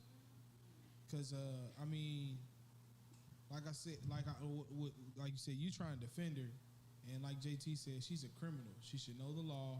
She's been there several times. She should know better than that. She shouldn't even if it's a heightened wartime. Even if you're gonna choose to go over there, I would choose to not do something that I may know that is not right. I would just go. If I'm gonna even choose to go, I'm just gonna go. I'm not gonna go with the ability to be detained in any way possible. Yeah, I'm I with mean, yeah, but you gotta realize I'm with you on that. that was her first time doing it. No. But I agree with you. I'm just telling you that we know if you know the times and you because what was about to go on has been on the news for I don't know how long. To choose to go to Russia is a choice, right? Go over there is nothing. You can because if you can go over there and do what you want, you can probably go over there and get it if that's the case. So you don't have to even travel with it. It's You know like what I'm saying? it's like when you know a certain street you've been driving down, there's never been a roadblock. Then all of a sudden, shit got heightened, and you decide to go through that road, through that street, because of the simple fact that you've been through there many a times and there wasn't a roadblock. Now there is. But The consequences is gonna come. Hold on. Hold on, Sean.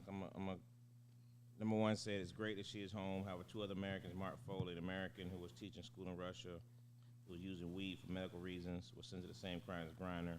He was given 11 years. And the Marine, Paul Wetton, has now been there for 4 years.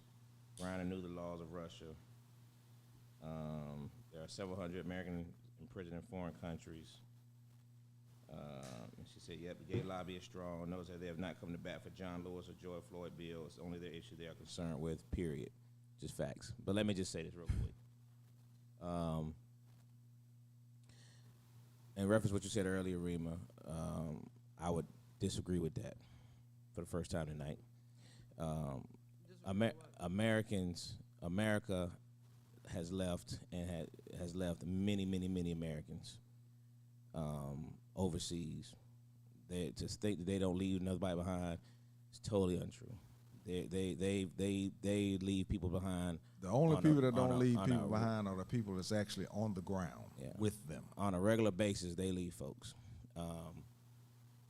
If Brittany Griner name was Lindsey Griner, and she wasn't in the WNBA and didn't get all this attention, there would never been no fight to bring Lindsey Griner home. None.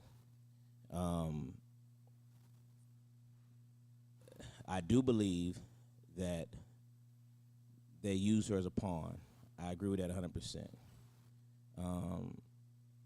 I do believe she brought the stuff in on a regular basis.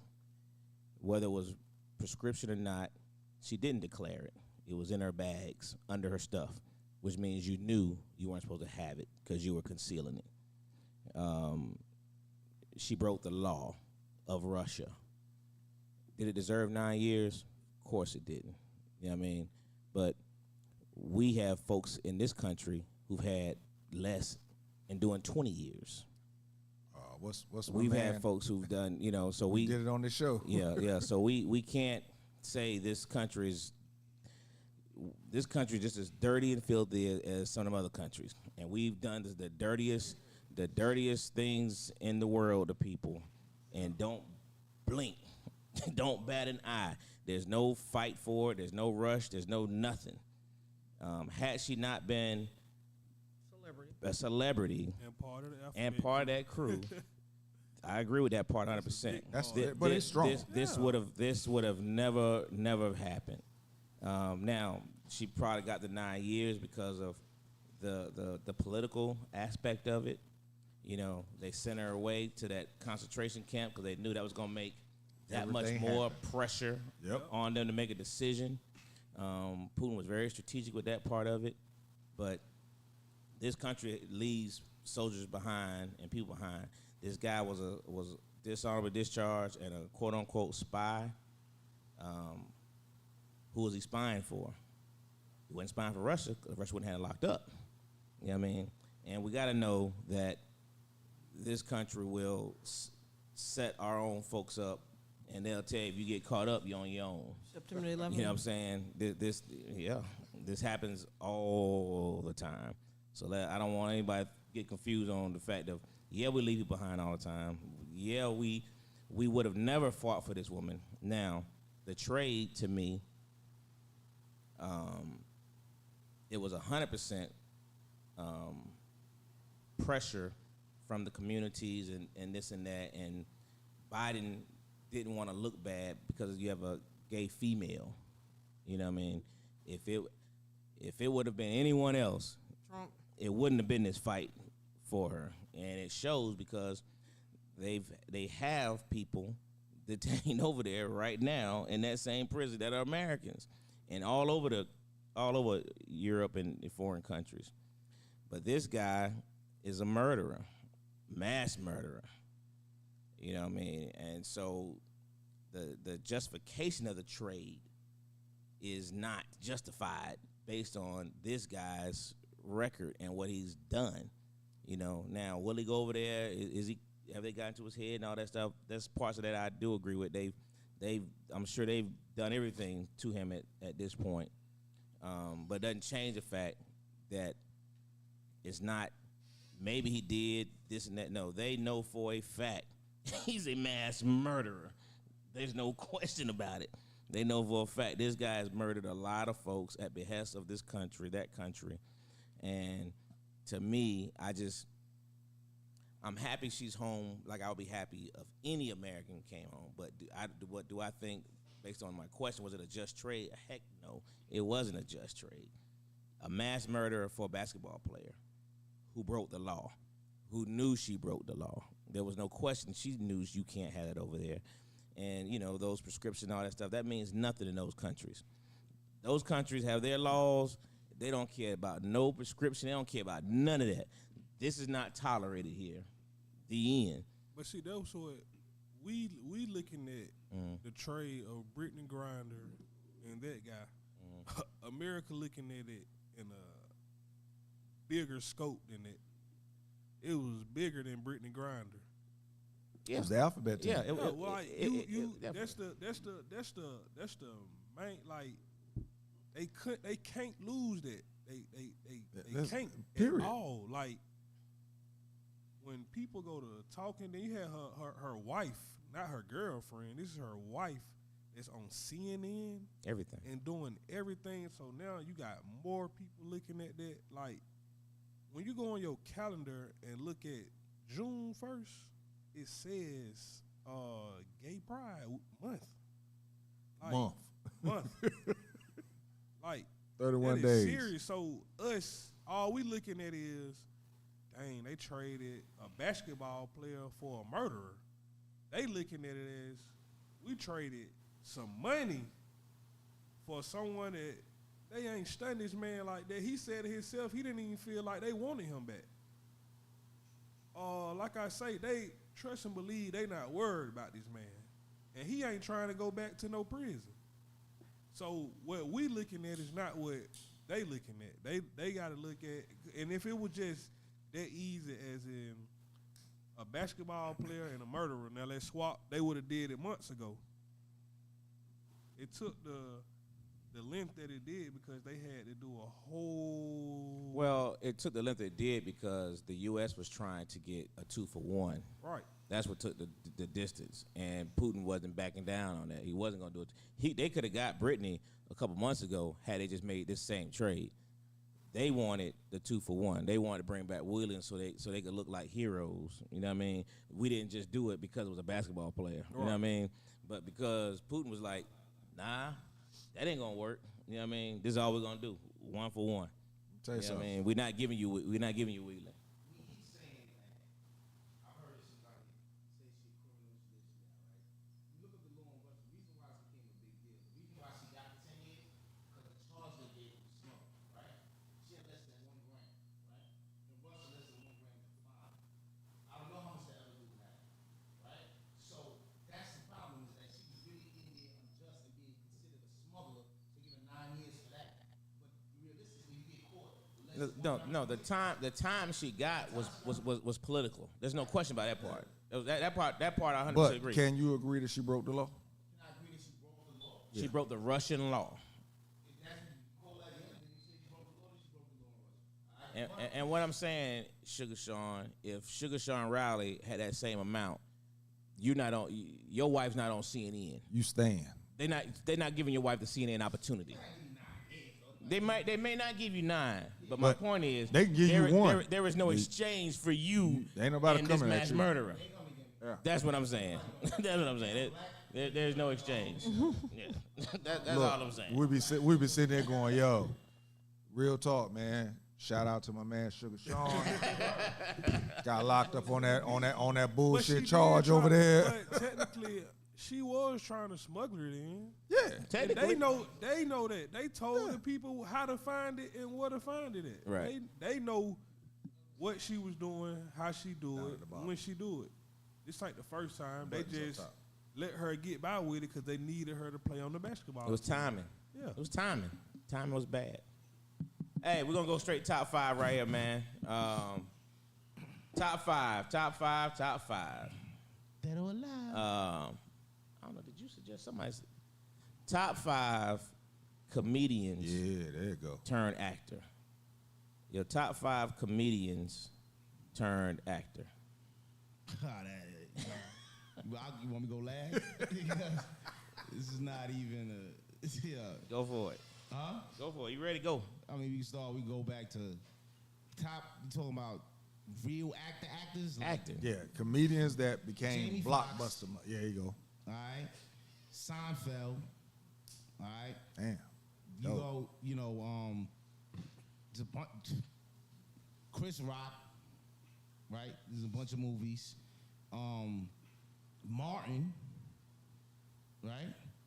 And I can give you another one. Did I say 5 already? That's 3. Oh, that's 3? That's 4. That's 4? 4? 4? And I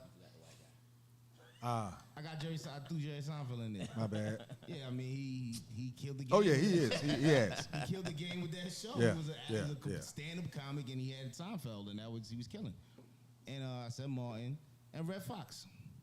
Red Fox. Ah. All right. And my honorable Damn, mention you know is- what? is I Richard wouldn't Pryor, have, but I he wouldn't was- have even done Honorable that. mention. Honorable Richard mention. Pryor. Red Well, Fox. Richard Pryor was in Rich some Fox. movies, but it wasn't like Red Private Fox. Night. Stanford and Son and all that other stuff. What did you just say? Man. Red Fox. Richard Pryor wasn't I said Red Fox and Stanford and Son. Stanford. I'm from Brooklyn. We don't pronounce all my words. We have this discussion Stanford. 10,000 times already. You And right. I will enunciate all my words. I told y'all I ain't been drinking in a minute, so shit, I'm a little. Who else twisted ready? Right now.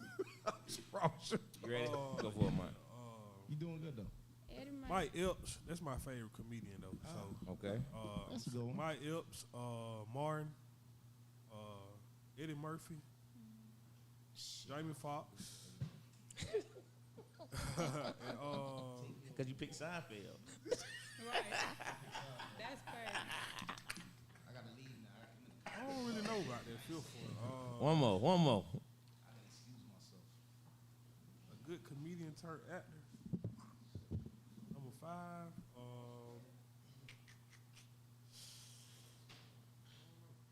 Maybe Bernie Mac because of the Bernie Mac show. Maybe. That's a great one, That's bro. a good one. He's on my list. He's like, you better than me, and I'm a comedian. Dwayne, you ready? Like that hat boy, we coming back. Next, we coming back, son. That's how you still looking. So Eddie Murphy. Actor. Cat Williams.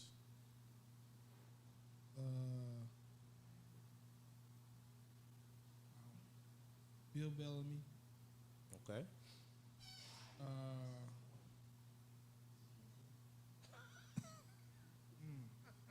That's 3. Yeah.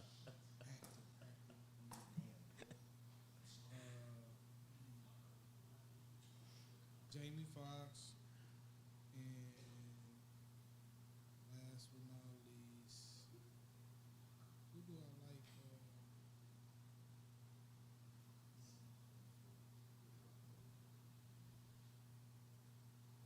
Tommy Davis. I like Tommy Davidson. You ready, Sunshine? You left. You gonna do it over here? You doing it over there?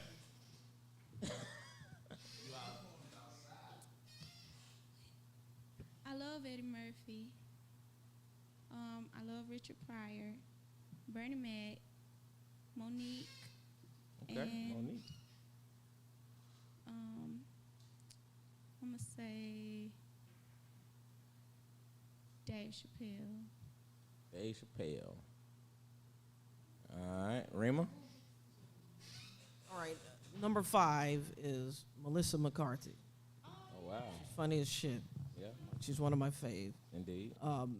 Number 4 is Bernie Mac. Number 3 would be Jamie Foxx. Number 2 gotta be Will Ferrell. Will Ferrell. Because Oh, I'm looking damn. I'm That's looking at tough. acting, like That's a great. like acting, and my number 1, hands down, has to be Bernie. Bernie Mac. All right. What you got, Ben? Millennial crew. How y'all doing? Honorable mention, Donald Glover. Start with honorable mention, okay? I'm gonna make sure you got that one in. Yeah, hey, make sure. Who? Donald Glover. Childish Gambino. I didn't know he He's was a comedian? He's a comedian. Yeah. Yeah. He did start with Parks and Recreation. I just never knew him as a comedian. I never knew that. Yeah. Okay. That ATL shit is my show. What? Hate that end of that David stuff. Allen Greer. David Allen Greer. Okay. That's a good one. Jim Carrey.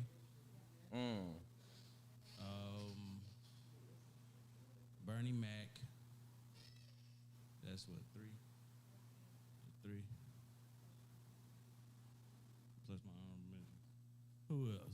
Who else? I would say Sylvester Stallone because he liked being a comedian. That's Stallone. He was a comedian by mistake. Yeah, by accident. Because he was just stupid. Rocky 3 was a comedy. I don't care what nobody say. Yeah, that was a comedy. But I'm gonna have to say The Rock, Dwayne Johnson. I know it doesn't. Him wrestling, he was a comedy, man. Like, it didn't matter. He was the funniest wrestler of all time to me. The funniest. He was a comedian turned actor to me because the only thing he do now is the same role. And I guess my last would be, I already said Jim Carrey. Comedian turned actor. I would like to say Adam Sandler, but Adam can't act. Like he's silly, but he can't act. I have to go with Eddie Murphy because, I mean, anything Eddie Murphy has, like Beverly Hills Cop, Period. that was my superhero. Hey man, Like Axel Foley. Eddie's bad movies was good. At least his part. I would say Jim Carrey, of course. He brings me to tears. Like I can't get off the floor. He's so retarded. It's just real talk. Jim Carrey, Damon Wayans. Damon Wayans. Okay. All of the Wayans, honestly, because was it Marlon and Sean? Right. They make me cry too. All right, put them in a group. Yeah, all The of them. Wayans. The Wayans. The Wayans. Yeah. All the kids, yeah. Bernie Mac, of course. That's another one that brings me to freaking tears. Like, can't breathe.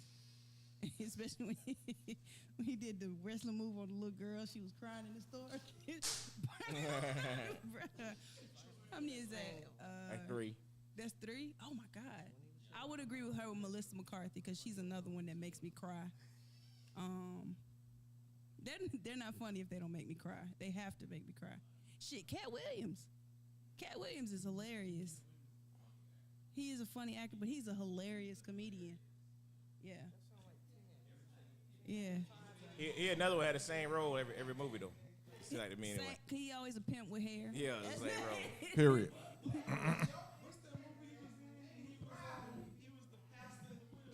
Oh yeah, no, everybody ain't seen that. We were at a premiere.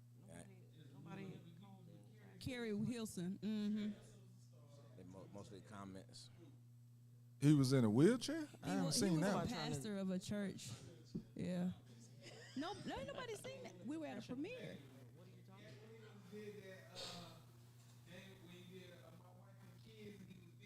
Hey, bro. Hey, that was hilarious. Bruh. That was hilarious. Bruh. That episode that was hilarious for sure. Hey, man, yeah.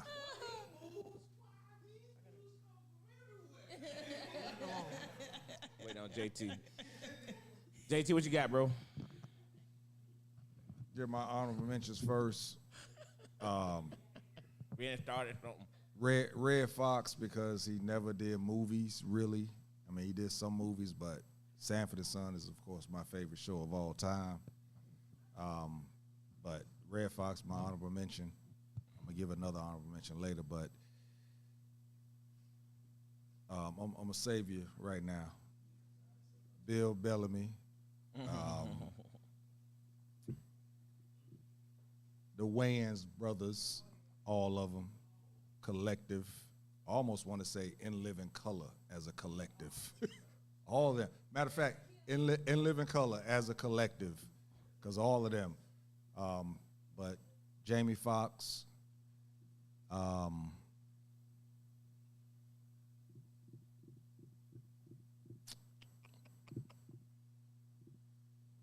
at 3. Mm-hmm. Yeah. Kevin Hart, and then Eddie Murphy as my number 1. Eddie Murphy. Yeah. All right. On here, she got Richard Pryor, Kevin Hart, Dave Chappelle. I wonder if anybody gonna say this because that's one of mine. Bill Cosby, and Sinbad. Shit, forgot about Bill. I forgot about Number Robin one. Williams. Number 1 got, he was Put him good on too. honorable mention. Number 1 got Eddie Murphy, Steve Martin, Bill Cosby, Jonathan Winters, and the 2 Chris's, Chris Rock and Chris Tucker. Or honorable mention is Eddie Murphy. I'll give an honorable mention also as a collective, Steve Harvey and Cedric Not together. bad. Together. Stop sucking up. Yeah, he's sucking up right now. he trying to. You waiting for him to come back, so right. just in case they saw this. Just in case, right? All right, I got Bill Cosby. I got my man, Mr. Bang Bang Bang himself, John Witherspoon.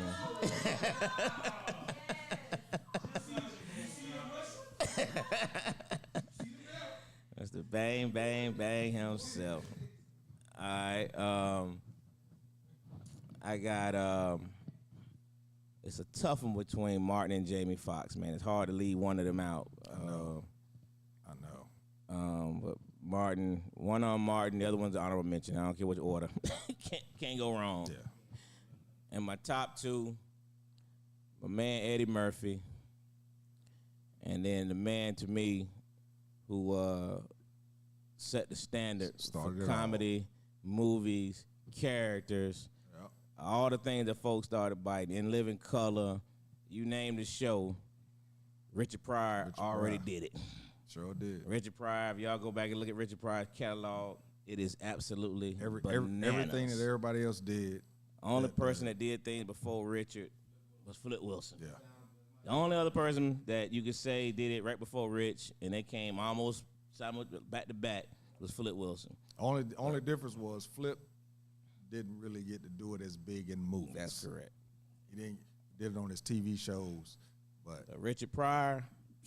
but I tell everybody, if you've never seen the Richard Pryor show, go back and look at it.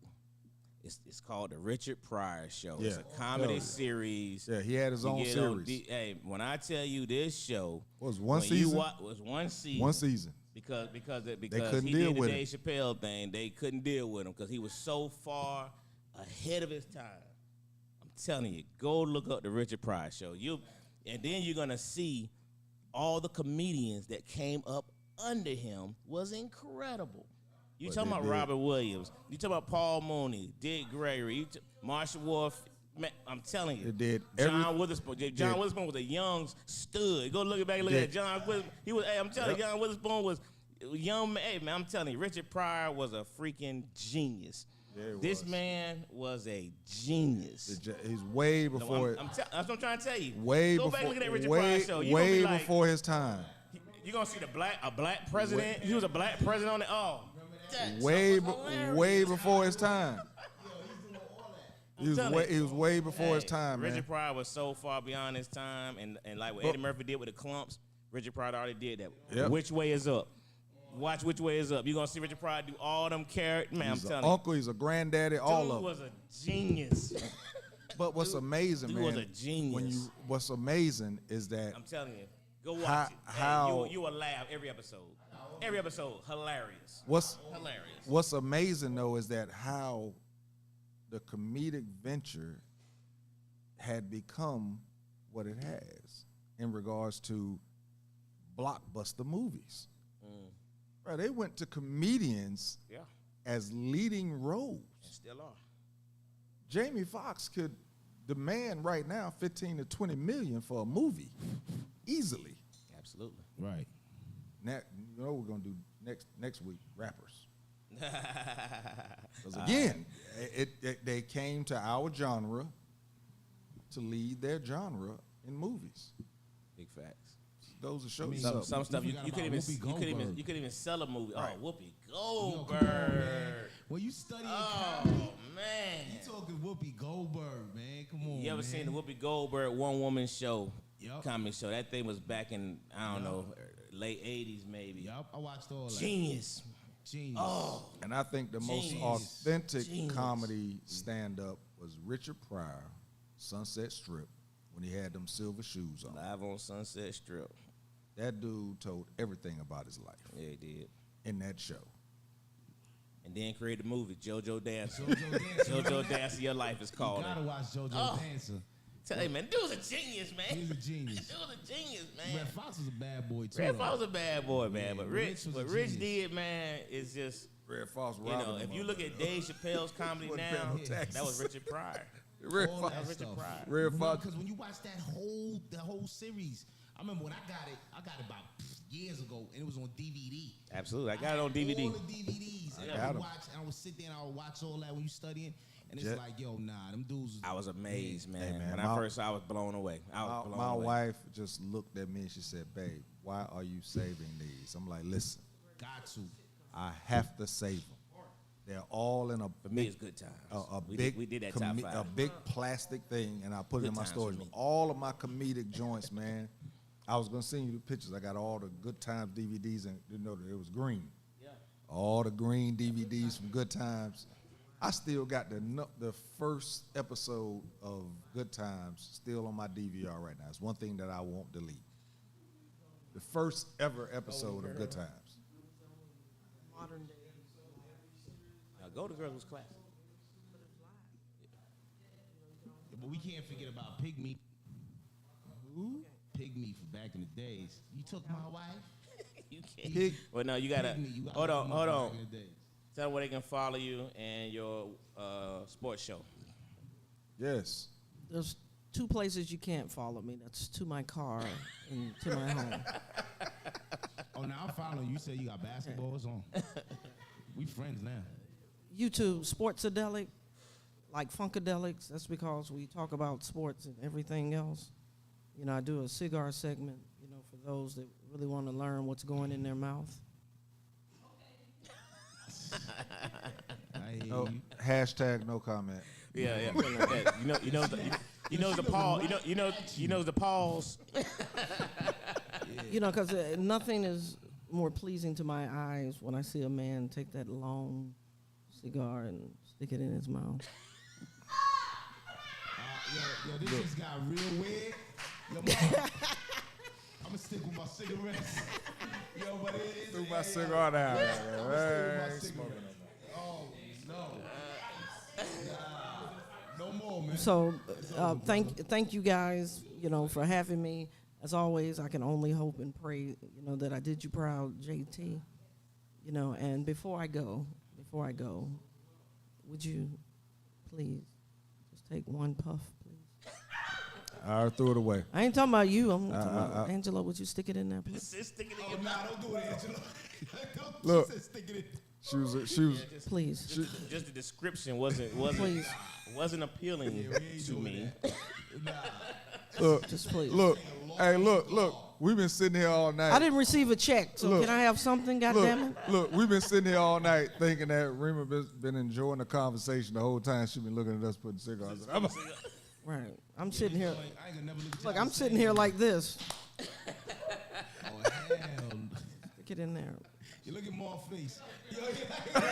Stick it in there. Sober, brother. Mark like, damn, I thought that I shit mean, was but cool, do you know but how damn. secure- See, Carrie, you're right. But do you have, That's- you know how secure Oh, you got to be DC with yourself? Curry. And my cousin Wanda Sykes. I'm sorry. You Oh, said, shit. You said it's recorded, right? Is this Yeah, recorded? it's recorded. You got it. You better throw your Oh yeah, papers out. you in If trouble. y'all haven't seen the Upshaws though, man. The Upshaw with Mike Evans. Oh You seen it? Hey, man. man, I just watched the whole episode off the other night. Love man. it. That's so funny, man. It's crazy. what then? Season 2? They just finished. Yeah. I looked at the whole season. Yeah. All right, Upshaw's is dope. Sportsadelic. Thank you, Sportsadelic. You know, YouTube. If you want to be a guest, you know, just reach out at me. Appreciate Are you you going coming to? through. I think. I asked. I mean, you know, You go to instigate. I sent my writer with my requirements. Right. I didn't get anything. Yeah, JT. So that's all I want. Alkaline water on the rider, man. JT a leader rider. She said alkaline water, and you smoking cigars. Get that long cigar, JT, out your pocket. I mean, do you know how secure? Do you know how secure a man has to be to take a long object and just jam it in his mouth? He said jam it in the mouth. We wasn't I'm telling even you, thinking you're of it not like that. She's making it worse and worse. It right. got worse. Right. Yo, JT, pull out your package. What's your cigar at? Show me your cigars. This motherfucker said, pull out your Pull out package. your He cigar. said, You pull got out a your little package. package. You He got said, to pull out your package. Oh my goodness. You've been holding it a long time. Yo, it's Hold it a over. long time. It's over. Thank you, Remo. Thank you for attending. But hold on, Oh, two minutes. you We gotta done- get a picture with you. you done though. started So some you mess. here long enough. You Now they might all- well stay and get now the they all picture. clapping hands I and know, shit. right? I know, right? Ma, you got anything else, brother? Again, appreciate you for having me. Everybody can follow me at Munt_YB4L. That's it. On IG. That's what's up. That's what's up. My real name is Dennis. Don't you look any further. He said it right away. Hey, Mont, for real, brother. I've told Angelo this, man.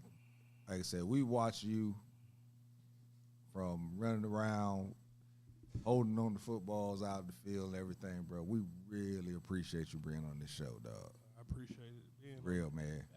Real. That's I've spoke to Angelo about it a couple of times. Really appreciate you being here, bro. That real talk. I talked to some other people about it too. And they was like, "What?" I'm like, "Hey, man." I appreciate y'all. My man, come Listen up to a there. young man with his own views and solid with it. Yeah. You know what I mean? You love it. Yeah.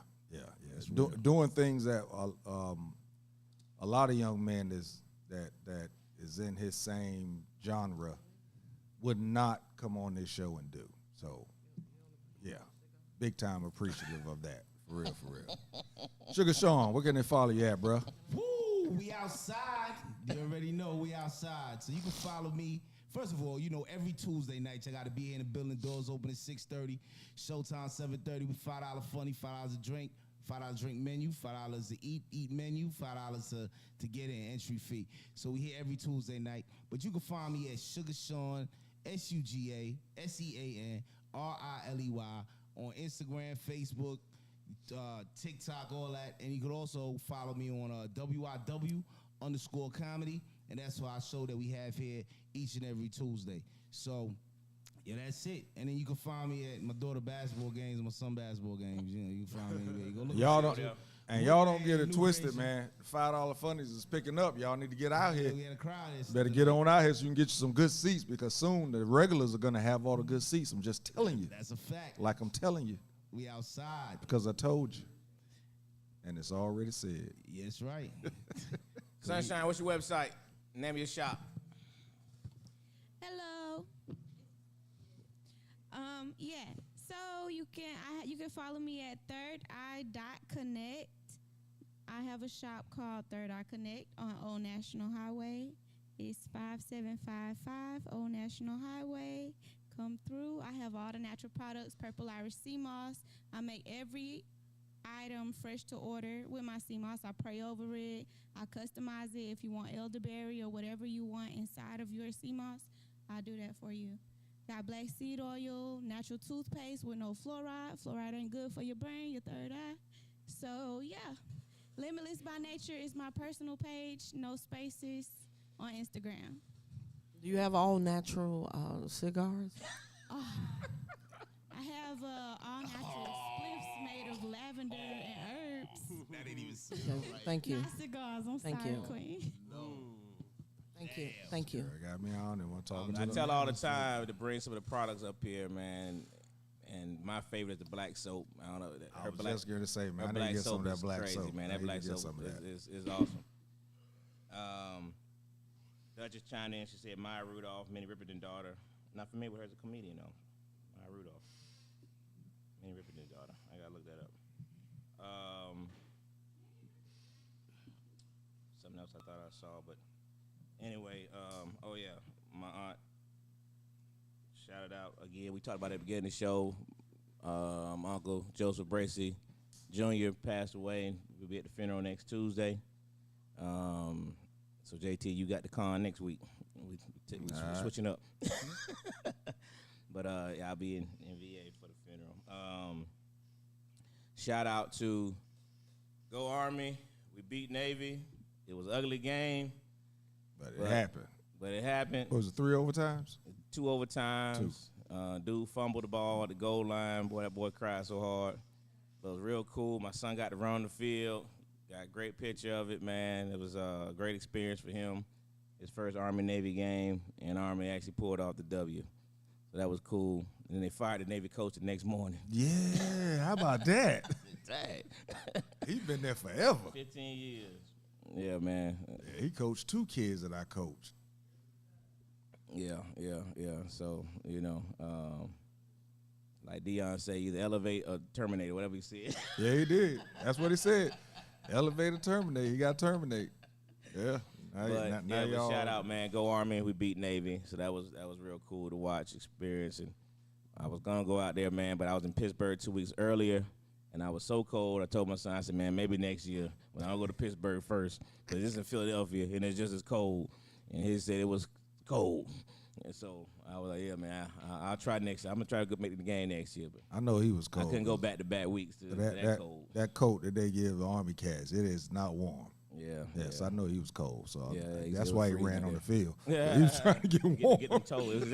It's like everything else. Them feet, man. When them toes get cold, everything else is a wrap, man. Them toes and fingers cold, man. It's fingers one thing. When them toes get cold, it's a wrap. Extremities is over, right? Yeah, man. It's So, a but wrap. anyway, great conversation. Appreciate you all. As always, Rima. As always, Mont. Y'all both had some great points, great comments. Sugar Sean outside. He wasn't too far outside tonight, man. Great job, man. So, great show, everyone. Appreciate you guys, and we keep it moving. We don't have to say vote this week because, thank God, voting is over for a while. So, but on to the next one. Teasy, what you got, brother? Hey, man, Sugar Sean, I really appreciate you coming through without the glasses, man. It's just a totally different vibe, bro. It's a different vibe. I appreciate that. Shell of a Man, January 8th. Actually off another play, man, and the role that I'm going to be playing, I think, is going to be totally different. I'll give y'all some insight on that shortly after things are finalized. I finally watched the movie Honk for Jesus. Finally. Saw myself. It was dope seeing myself, but I'm going to tell you something. The movie was whack. Damn. You know, when they call you in to do these scenes, you don't really know. You know the concept of the movie, but you don't know the concept of the movie. The movie was whack, but I did finally get to see myself enjoying. I finally watched it. The beard was shining. It was out there, but it was yeah. But Shell of a Man, January 8th, man, it's going to be in Riverdale. Get your tickets, Shell of a Man, on Eventbrite. Just put in Shell of a Man 2023. Tickets will come up. And, yeah, that's going to do it. Nothing else for me this week. Next week, we'll tell you. Look tomorrow. We have a video out tomorrow what we're going to talk about next week. Where's Ask a Cop at? He said we're taking care of something. Okay. I know one thing. It won't be next week because I got to be here for this one, but I heard a thing on, I don't know what it was on, but it kind of ringed in tonight based on some of the conversation, especially about the age thing, but an upcoming very future show.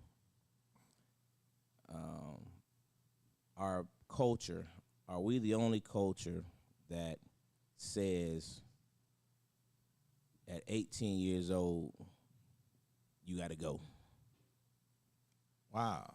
At 18 years old, as soon as you turn 18, you out the house. Are we the only culture that has that mentality? 2 You weeks. mean like American Yeah. black or just Black culture, yeah. Because Saying at that age. Yeah, but you 16. Yeah, it's black still. Caribbean Good culture. conversation. I got a lot from that one. Black people. Yeah. That's time. What's happening? That's interesting. So yeah, that's gonna do it, man. So listen, we are getting ready to get up out of here. So we will see you guys next week, or I will see you guys next week. My man Angelo is gonna be out. I'm gonna chime in Classic Konversations with Jae Tea and Lo, and ask a cop. and we out. You dig?